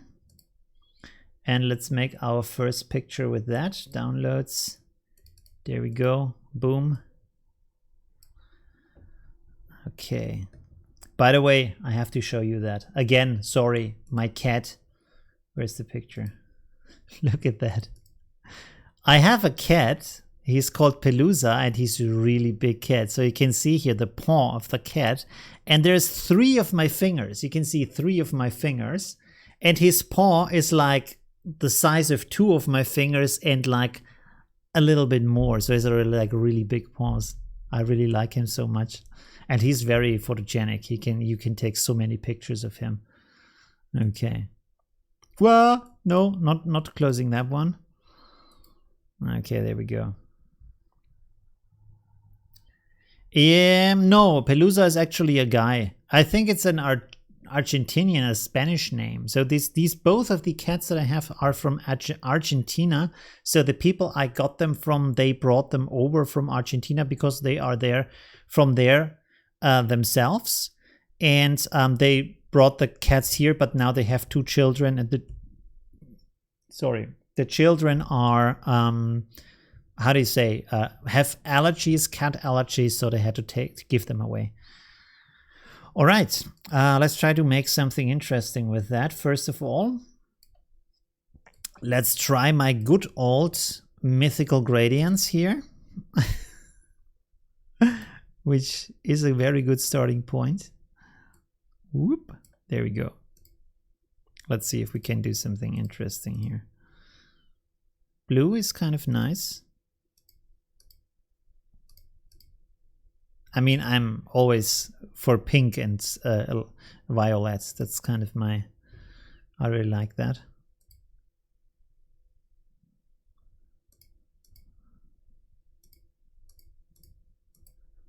This is also nice. Maybe let's start here. Take this, ellipse, put this here.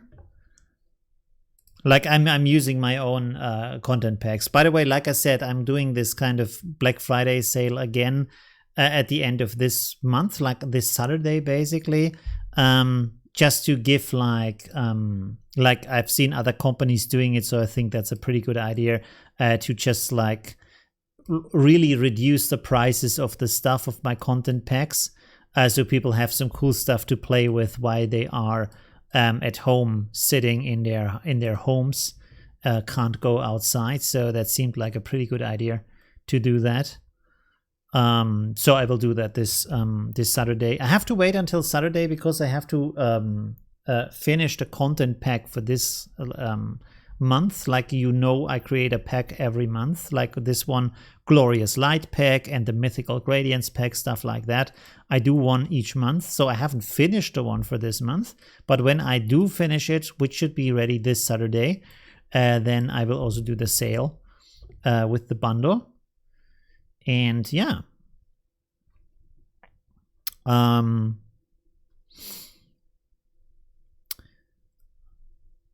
did I do light rays? Because sometimes I do tutorials and then I forgot how I did that.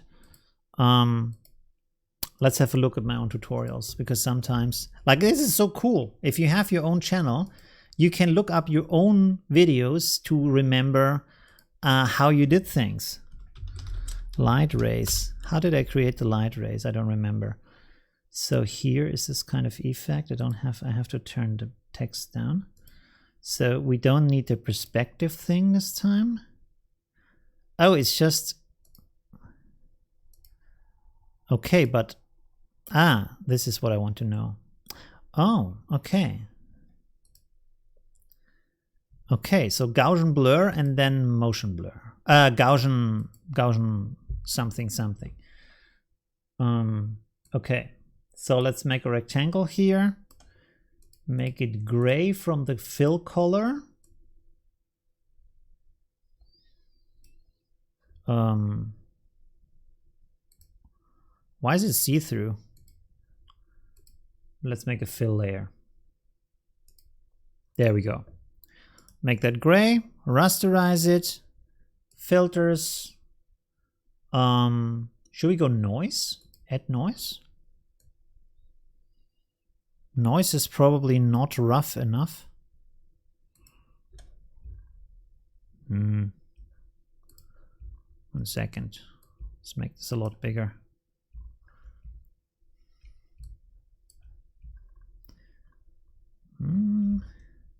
Bit smaller maybe.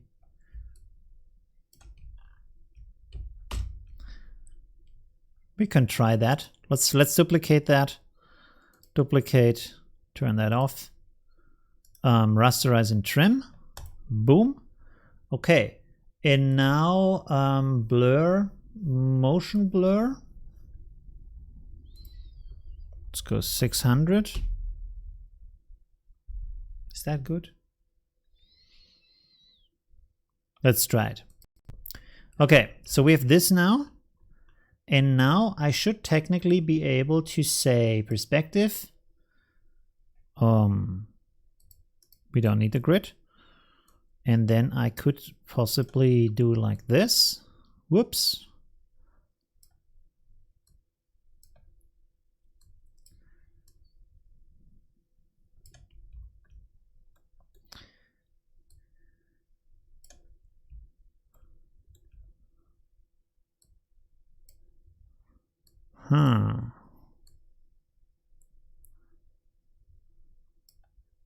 Apply. Okay.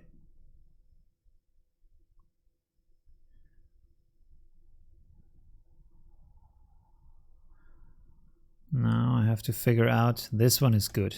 Ooh, that looks a lot better than I hoped it would. Let's duplicate this, turn one off. Then I put a mask. Should I put a mask on that? Maybe. Let's put a mask so I can go back if I want to. Brush. Make the brush bigger. A lot bigger. Nope, that's too much.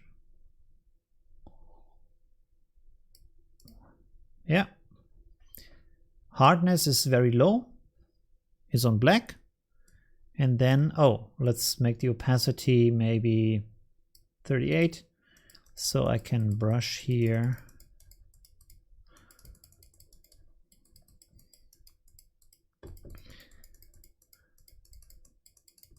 You can see it's not going too far. Good.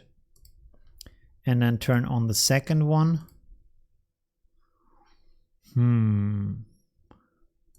Also put a mask on that.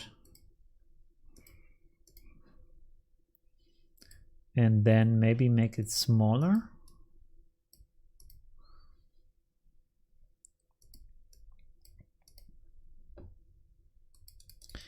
Let's see if we just like randomly brush in here.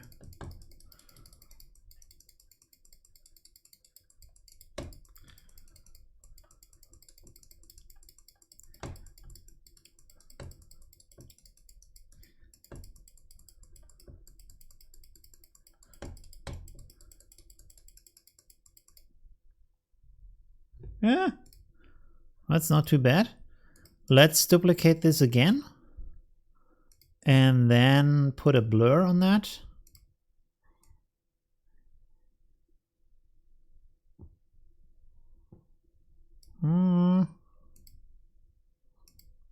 Let's see.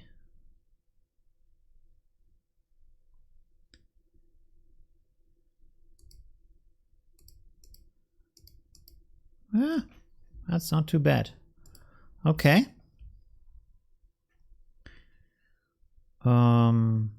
Okay.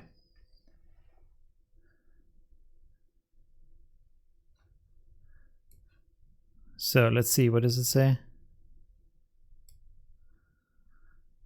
The Pro packs today. All of them or just like one or two?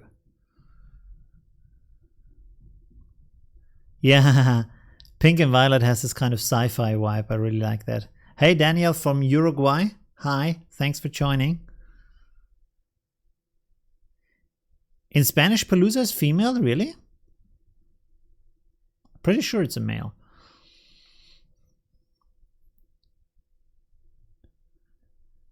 for your plugins. Yeah, but like I said, I'm doing the sale. It's not plugins. It's like how can I say, different kind of effects, basically gradients and styles and stuff like that. But I'm doing a sale on Saturday, so it's not good if I share the link now, because people then maybe buy it now for the full price, but they get it cheaper on the weekend. So take me a week to do. Yeah, but this is the good thing about training things, like trying out different kind of effects, that over time you just learn how you do different effects, and then you will see over time you use the same thing and again and again and again, and it's just like, because you like certain effects, you do them a lot. What was the last thing, by the way? Daniela, can't you copy one mask? Yes, I can, of course. Yeah. You can. I could just like put one mask and then duplicate it complete with the mask, but then sometimes I forget about, or like in the process I think, do I need a mask? Do I want to do it differently? Stuff like that. Kylie, thanks. Best wishes to the USA. You have a lot of cases right now. I'm really hoping that this is getting cleaned up. Hopefully. About a week ago, your channel has been extremely... Yeah, thank you very much. I'm really happy I could help you with Affinity Photo. How do you copy the mask? Well, a mask layer is just like another layer. So you can just simply, you could, for example, go in here, right click and say duplicate. So you have now a duplicate, and then just pull it onto any other layers. You can see here, I pull it down here on this. Like now it's its own layer. Basically, it's not clipped to anything. So this is like erasing everything on the picture, basically. So you can just pull it wherever you want, wherever you need that. Okay, so now I will right click on the upper layer. I think you can right click on any layer, by the way, and merge visible. So this turns all of the layers into one picture. As you can see here now, all of this is now one picture. And this means, by the way, we should save now. Save as, oh my God, tutorials, live stream 02, space girl. I think it's a woman, I'm not sure. Good. So now we can go to filters, plugins, and doesn't work. Okay, perfect. Because I didn't select, so you have to select the right layer, of course. We can go in here. Should we go? Let's go analog effects, because it has, I really enjoy recently the analog effects. You can do some really cool stuff in there. And also the presets are really nice. Wow, this is like a good starting point. Yeah, it's a bit too much. There's some so good stuff in here. I'm really really enjoying the analog effect. So this is from the classic camera, this is called Classic Camera 3. By the way, I would be really happy if they had like an export button here, not an OK button, but like say, okay, save this copy, and then save the next one, and then save the next one. So they all create a layer here. And because when I go OK, I have to before do a duplicate of that. So it's a bit more work intense, and it's not like it's like, maybe there is something like that. What is this here, for example? Height. Oh, this is height. Okay. Import. So this is not that. I don't think there is a ability to just export it as a layer and then go on editing to make more versions, because this would be like a really cool workflow to have that. Then we have the color cast versions. It's also nice. What's the difference? Oh, it's just like a soft glow on that. Yeah, it's not bad.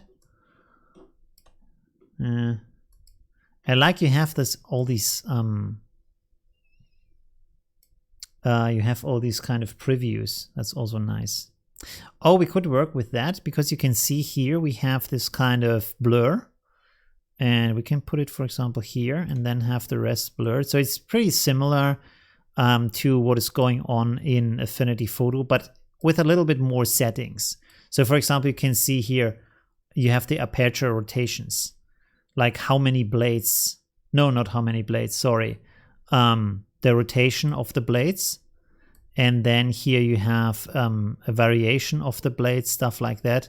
And you can also, you can see go through different kinds of, like this is completely round and you have different kind of settings for these kind of blades inside of the camera that create the bokeh effect, stuff like that. But maybe that's not what we need here right now. Wet plate, but that would be, let's go vintage camera. Wet plate is black and white. Of course, you can turn off the black and white effects. That's not a problem also.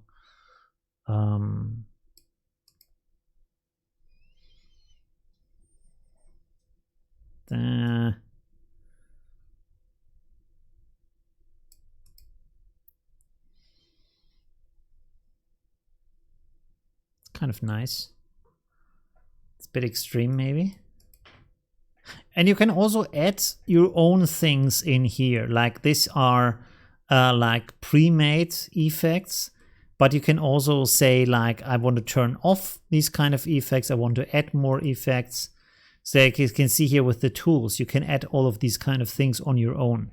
You don't have to use what is given to you by the NIK Collection.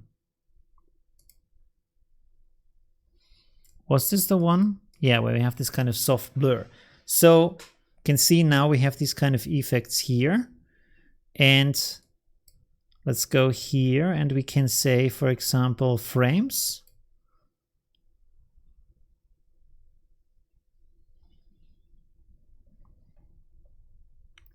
Wait, now I'm a bit confused because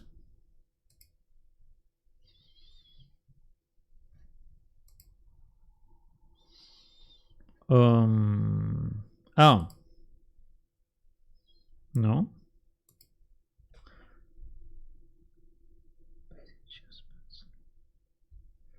am I missing something right now? Wait a second. Colorcast 3.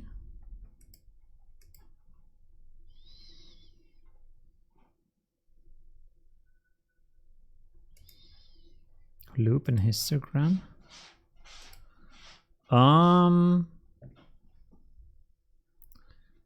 Camera kit. Oh, there we go. I'm sorry. So here you have the tools. They are individually. And when you click down here in the camera kit, you can see now you have all these effects over here. And you can just click on plus and it will add, for example, the effect for frames. So now you have the same thing as you had before, but now you can also add a frame to that. So I was like confused because it's different in, what's it called? Color Effects Pro, which is also part of the NIK Collection. There you can simply add as many effects as you want, but here you select from this kind of thing and you only add one frame effect and that's that. So maybe it would be cool if it would be different, like it was in, like it is in Color Effects Pro, because then you could, for example, add 2 different light leaks on top of each other. Right now, you are limited to just one light leak effect, which could be improved on. As you can see here, for example, if okay, now we can't see that. Where's the light leak? Let's turn off the others for a second. So here, okay, strength, push this up. You can see this is like coming in here from the side. And it would now be nice to say, okay, I want this, but then I want to have another from the other side. And I don't think you can do that. You can only select one, because here you can see light leaks. I can only click on minus, but not plus for a second one. So you can export it and then add a second one. Of course, that's possible, but not at the same time, apparently. Okay, that is way too much. No. Let's go back to what we had here. Colorcast 3, that was pretty nice. And then go here to the camera kit and we can think about if we want to have, should we add a frame to that or not? Is that better with a frame?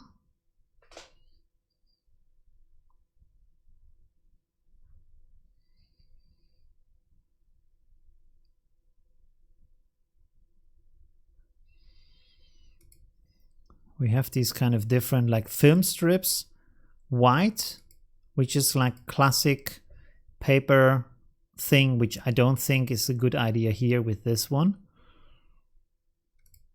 We have also Lightbox, which is like that.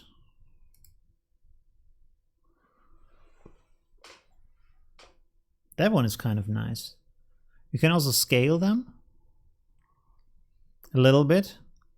So you see, like there's some things that could of course be better in the NIK collection. For example, like in Affinity Photo, you would have a lot of, like, you can rotate and zoom and move these kind of overlays around as much as you want, and here you can scale them like a tiny bit and then just like that. So it's not like a special kind of scaling or rotating or something. So that's a bit that could be improved on.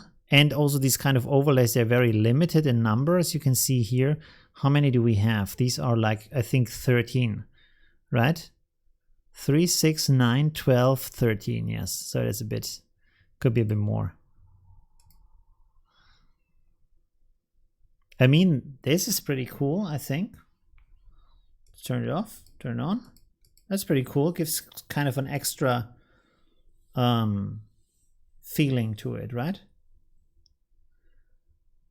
Putting on sunglasses. Sunglasses? On the guy? No.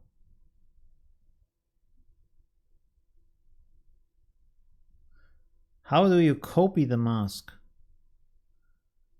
Was it answered before?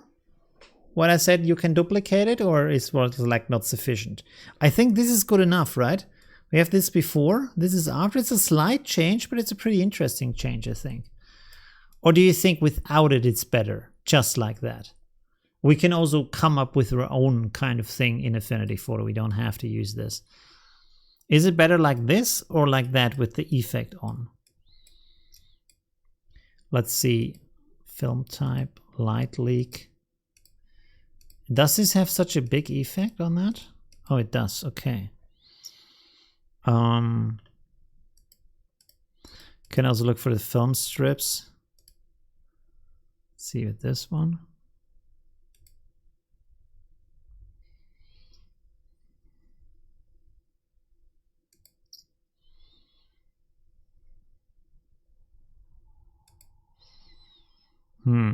I mean, this is also nice. It doesn't have such a big effect on the picture. By the way, it is interesting that if you put this negative film frame on it, it's not just a frame, because when I did this tutorial for Affinity Photo, it's of course just a frame because I'm cutting out from a picture of a negative frame. But here, as you can see, it puts a little bit also of effect onto the picture.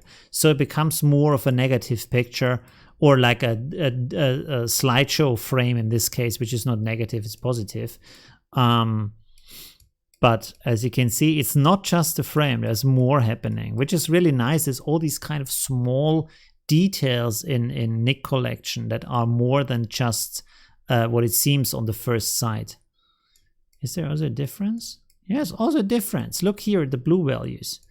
It's not just a frame. This is making it a little bit brighter, taking out the contrast a little bit here. That's also very nice. Ah, you're putting on a sunglasses. Sorry, I didn't understand that. Yeah. Do I use a Wacom Cintiq Sim? Yes, I'm using one from Huion, which I am really happy with. It's a big display, like really big. How big is it? I don't know, maybe 21 inch, stuff like that. It's usually like, if you would buy it from Wacom in that size, or Wacom, I don't know how you say that, would be probably $2,000 or $3,000. And from Huion, it's $600, and the quality is pretty good. It's not like it is not a 4K screen or anything like that. The resolution is 1080p, like normal HD TV quality, not 4K or anything like that. But for painting or stuff like that, that's good, because I think for if you want to draw something or stuff, you want to have a little bit lower resolution if you do these quick strokes with your brush, because you need the CPU power for showing the picture and working your brush. So that's I'm really happy with that. That's pretty okay. And by the way, I got it used. And it's like, it was condition like new, and I paid, I think, 200. So that was really cheap. That was a really good deal. Yeah. That was really nice. And having a screen, by the way, is really awesome when you paint on the screen. If you have an iPad, you can paint on the iPad, of course.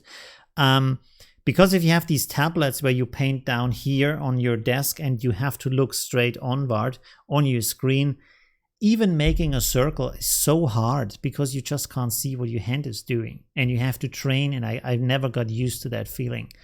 So painting on the screen, you can do really precise movements and all that kind of stuff. You don't have to retrain your hand from the paper to the screen. It's the same movement. You can use all of your muscle memory. So that's pretty cool. Yeah, let's go with this and maybe make another picture. So do you think that's good? Is that with the frame and stuff around it? I think it looks a little bit more like vintage, like sci-fi. What would have happened if we did space travel, not just to the moon, but more like 1990s space travel, mission to Mars kind of thing. Okay, let's save this. All right. And let's go on to the next one. New, I have my pre-made own Instagram formats. Let's go 2000 by 2000 and see what else we get. Oh, by the way, I have to save this. Oh no, I have saved it. I've downloaded it, so I have the file name with the artist in there. So that's pretty good. Oh, by the way, if you want to follow me on Instagram, which, like I said, I haven't posted too much this year, but I really want to do more. There you go. This is one of my accounts. And the other one, can I switch? How do I switch?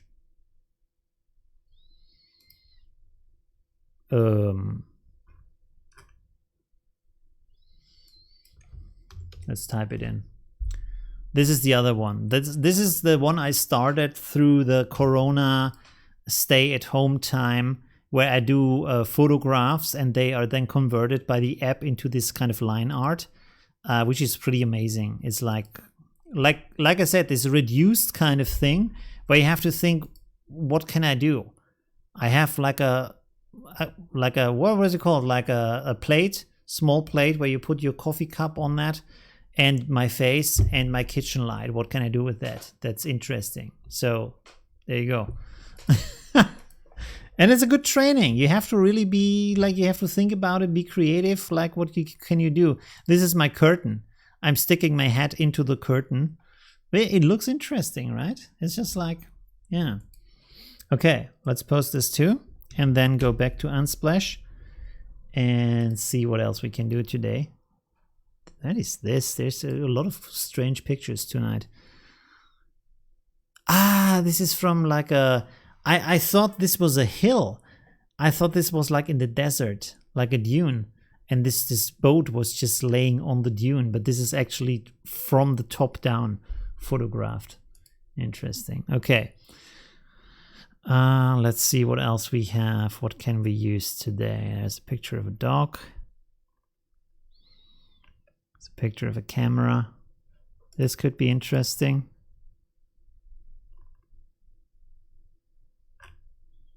Wait, do we have a picture that says Home Sweet Home?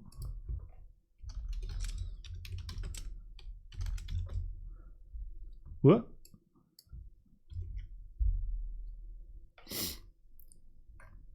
What does this say? Fun Home? Let's go to Pixabay. Pixabay. Home Sweet Home.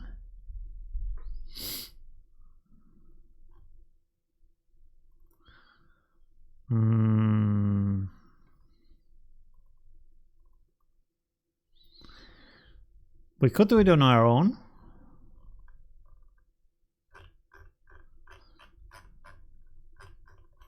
Ugh, okay.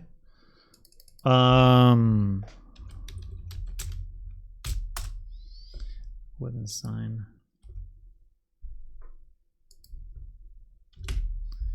There's nothing really? Strange. Sign. Oh. There we go.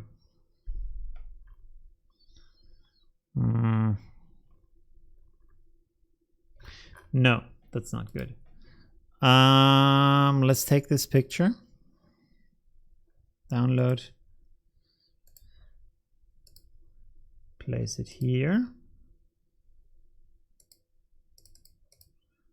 Boom, there we go. Okay.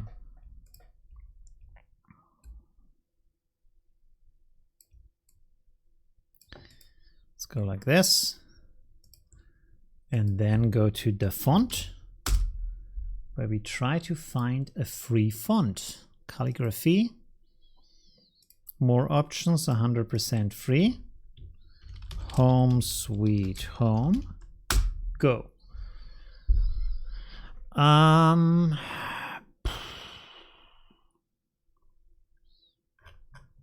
wrote it wrong.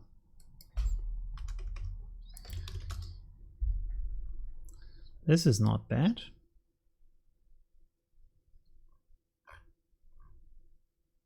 This is also nice. So we have this. Where was the other one? We have this. This is also not so bad.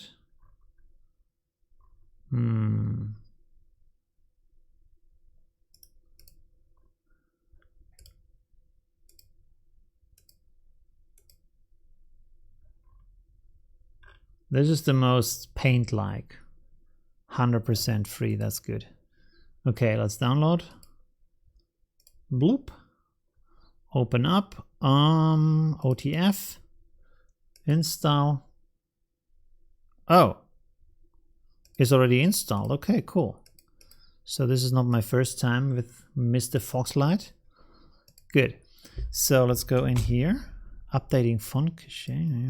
Okay. And write home sweet. Whoops. Home. Okay. And then turn this into Foxlight script. There we go. Whoa, that's a bit too much. Control T gives you the adjustments for your fonts or text. And we want to adjust the height of our lines. Let's go like this and then adjust by hand. A bit more. Nah. That's not as good as I hoped it would look. Let's see if we write it like this. Okay.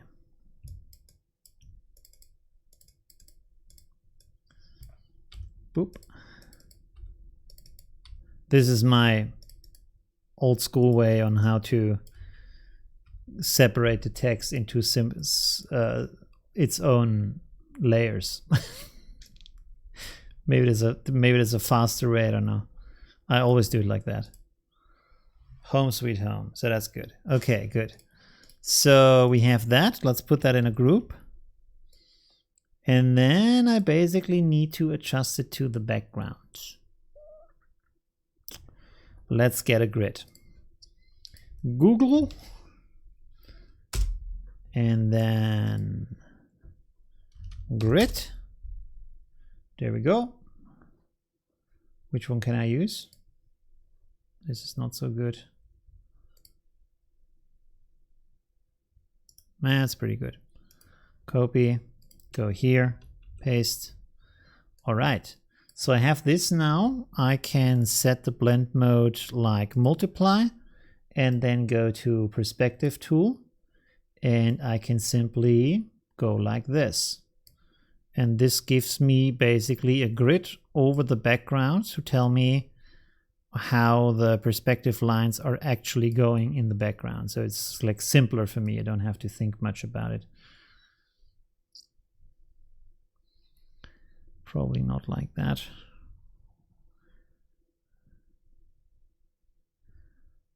I suppose this is going up a little bit.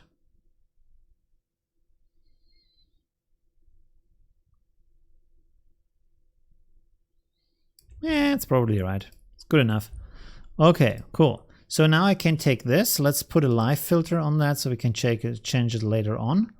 Perspective live filter, and I can simply follow these lines to get a basically correct perspective for my background.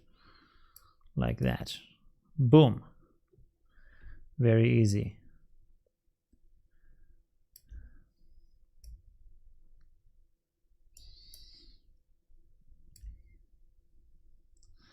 Okay, let's turn off the grid.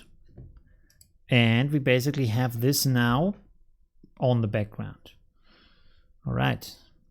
Shall we put it a little bit higher? Or bigger?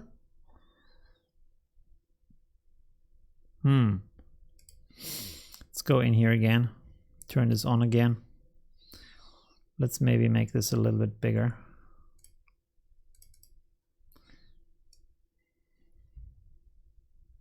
Oh, no.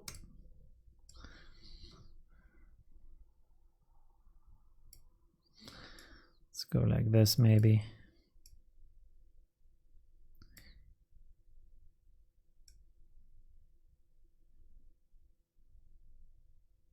That's better.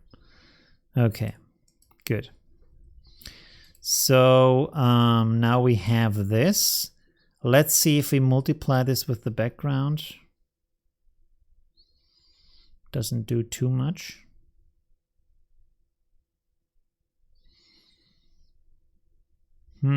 Okay.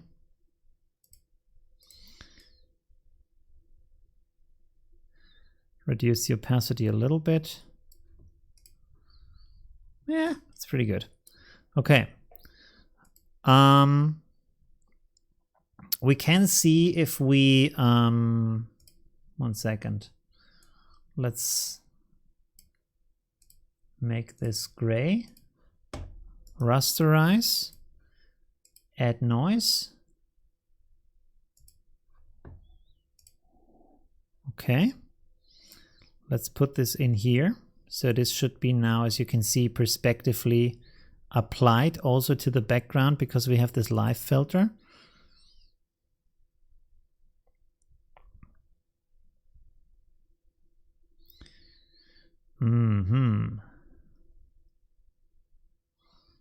Yeah, the only downside now is that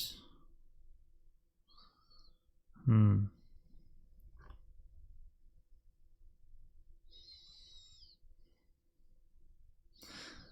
thought I'd make this a little bit gritty, but it doesn't. Let's see. Turn this off.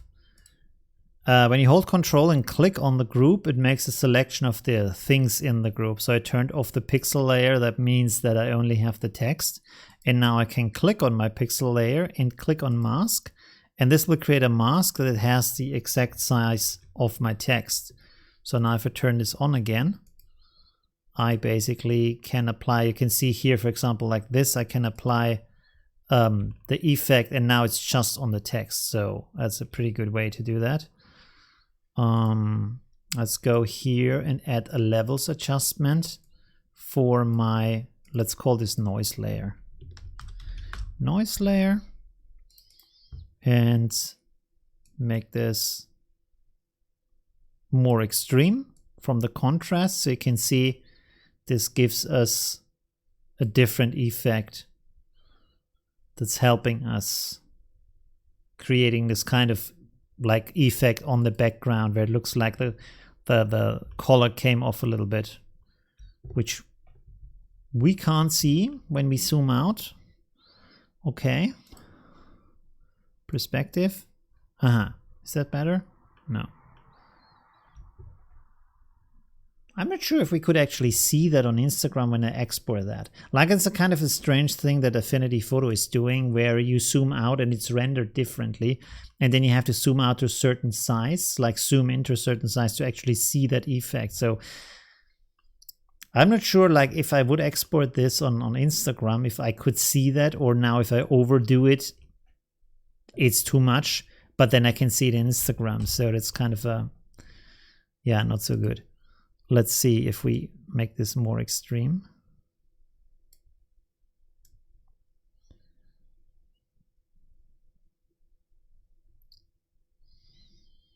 Let's go like that. Okay, let's go like that. Good. So what I actually want to do with this is that I now again merge visible. Oh, by the way, I should save again. Home sweet home.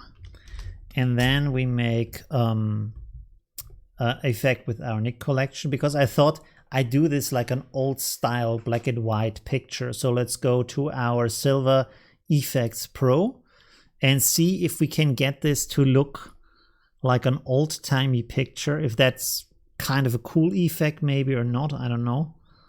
Let's see, what do we have here? Let's go classic.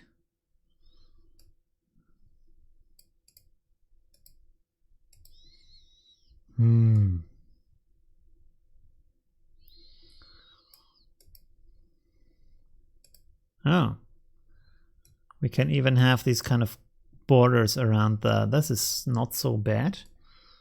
We have to do some adjustments here. And coming closer. That is kind of good. What's this? This is also nice. It's not what I wanted, but because this is kind of so highlighted through the shadows around it, that's actually pretty cool. I wanted to do more like this originally. And then maybe we can create an After Effects, in in Affinity Photo, old paper effect around that. But that's also nice. It's more aggressive, not what I thought it should be. Let's see here. Color filter, film types, neutral, finishing.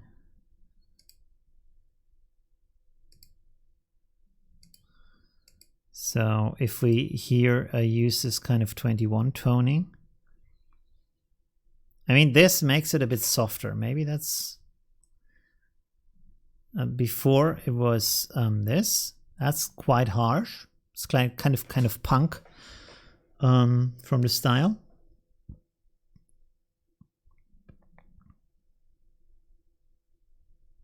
And this is like old schooly, but this is like Charlie Chaplin kind of style, right? Not Charlie Chaplin, but you know what I mean, like this old kind of cartoony, black and white comedy, kind of too funny maybe. This is pretty harsh. And this is kind of soft. It has the hardness in it, but it's kind of soft. So maybe that's a good thing, right? We also have this kind of blue effects. That makes it looks a little bit like 80s punk, I think, or not? With the blue thing in there. I don't know. Is this going too soft if I use 22? I mean, 1 is like, let's use 1, right? Let's use this and then apply a second effect with the analog effects. Let's see if we can get some from there.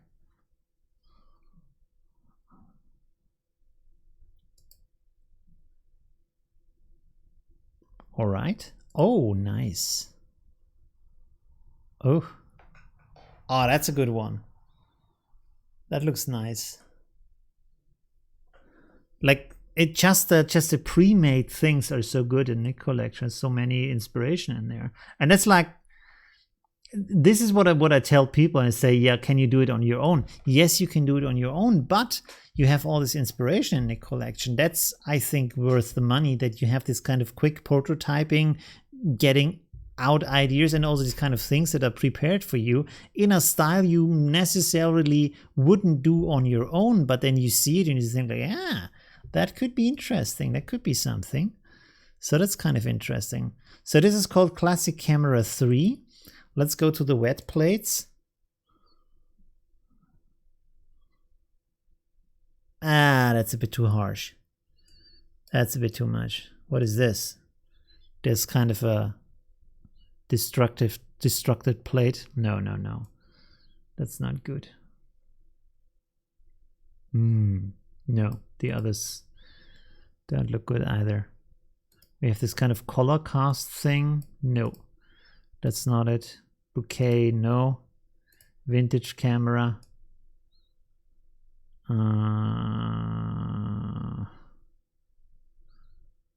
What is this?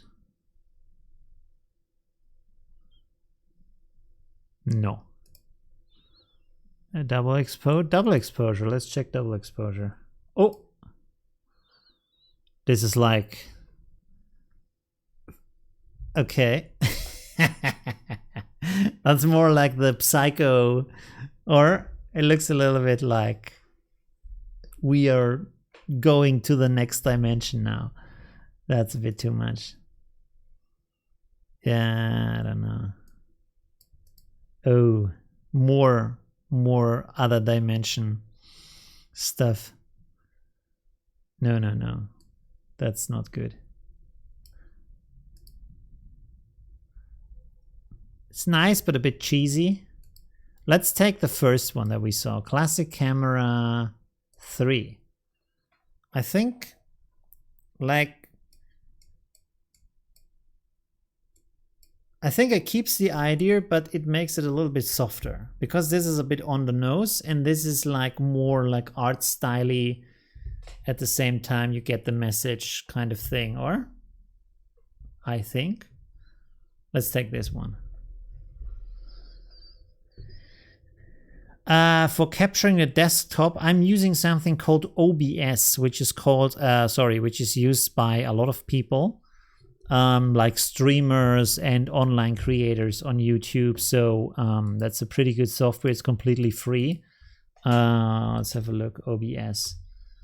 It's not the easiest to set up the first time around, but once you have done it, it's good. It's solid. It's stable. You can stream. You can record.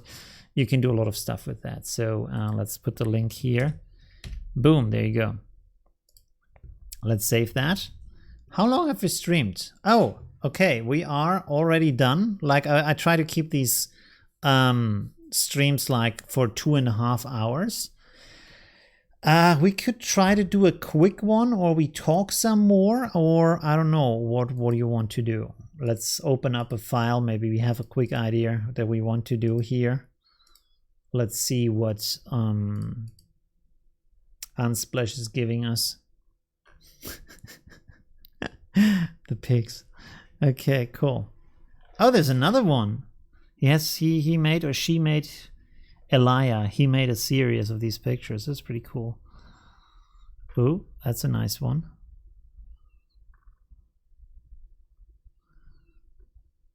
Ah, vintage style. I wonder if this is actually an old picture, or if we look in the NIK collection, we see exactly this kind of thing here.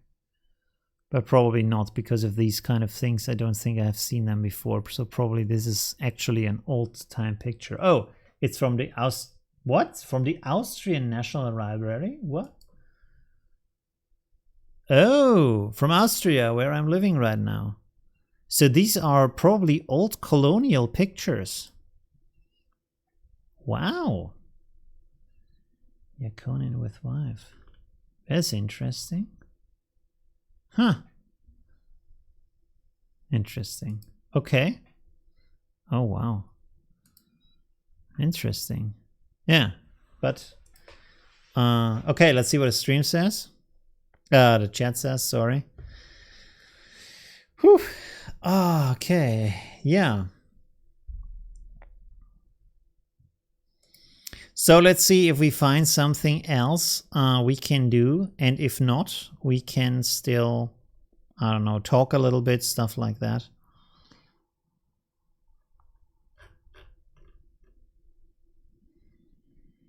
Can we do something with this maybe? I'm not sure.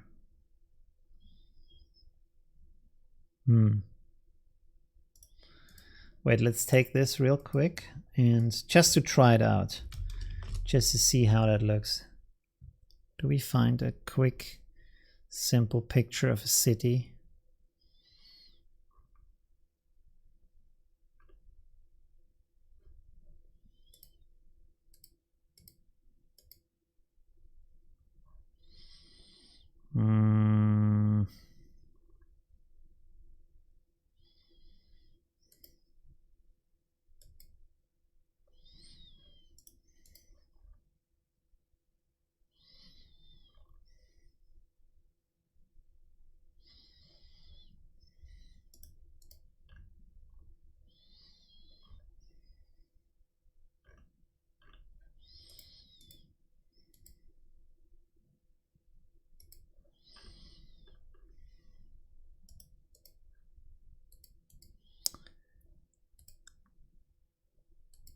Let's give this a really quick try here. I'm not even going to download them just to see if we put this in here. Would this look interesting or not? If we take it like that, and then we have this ocean picture here.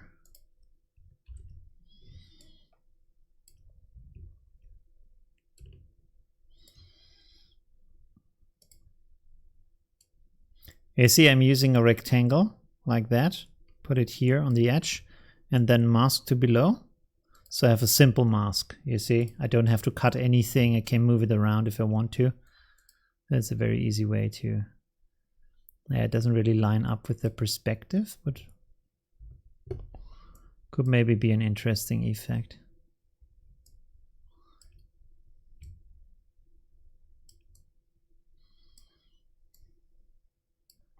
Pretty sure we could like prolong this, but I don't think this actually lines up with the perspective.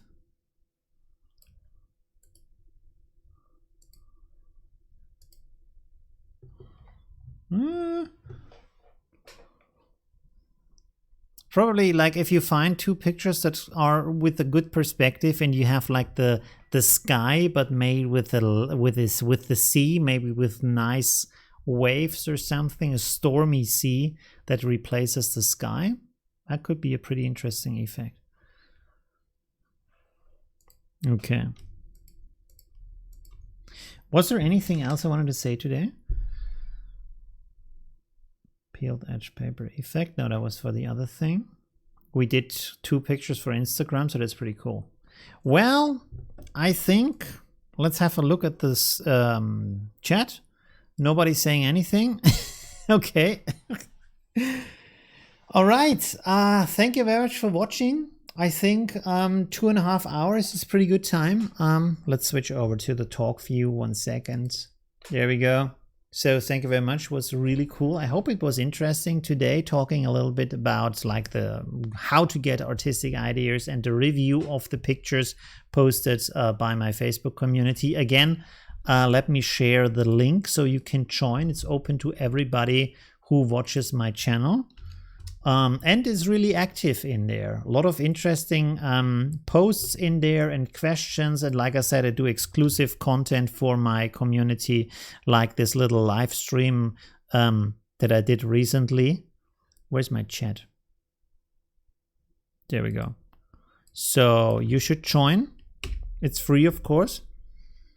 And I also do polls and I answer pictures, like I give reviews to pictures. There's something like to give you an example. For example, here maybe I'm gonna do this as a tutorial. I have to ask Volkmar if I can use his picture and maybe find another picture. So you can see he had this picture of a fish and it's kind of blurred, and he asked how can you improve on that to make it a little bit sharper. And my suggestion is that I used NIK Collection, some filters of NIK Collection, but what I'm doing here is, as you can see, these parts are pretty much the same and just a little bit of the fish is changing. So I try to get better contrast and a little bit more sharpness on the elements of the fish that are important, like the mouth and the eyes and the fins and stuff like that. And so I sharpen all of the picture and then I make a mask, and I only paint in the areas that are important. Like you can see the outer edges, the fins, all that kind of stuff. Because if you sharpen a picture like that, you get a lot of noise in there. It doesn't look good. But if you only then show the parts that are important, you have a little bit of noise. Like you can see the edge here is pretty noisy, but the rest around is pretty soft. And your eye is tricking you into thinking that all of the picture is at the same time sharp and like soft, not noisy. So that's nice. Of course, this effect is not good for printing pictures. It's just like if you want to have a picture that looks better online, if you share it with your friends, stuff like that. But it's a quick, easy fix. So I probably gonna do that as the next tutorial, because it's kind of it's a nice thing. I think a lot of people can use that for their pictures. All right. So as you can see, I give answers like that in my group. If you have questions in there. And this was the live stream, by the way. He was talking half an hour. There's my cat Lolo. He was starting the stream with me, and we talked about creativity and how to... I talked about... what did I talk about, actually? Oh, yeah, about the question when you are... Let's pause this. How do you know, like, if you are finished editing, or how you know if your picture is quality or not? And we were also talking, I was also talking about Pinterest, of course, but also about how to learn to improve your artistic style by comparing your works, by learning from other artists, stuff like that. So it was a really interesting little stream. If you want to watch it, it's still on there. Okay, good.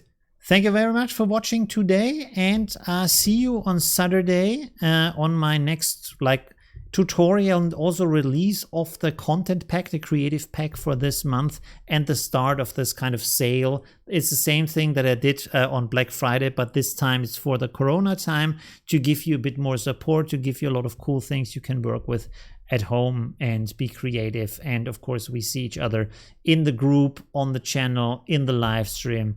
Lots of ways we can connect. Thank you very much. Have a good night, have a good time, and of course, stay safe at home, and yeah, have a nice time at home. Thank you very much. Bye.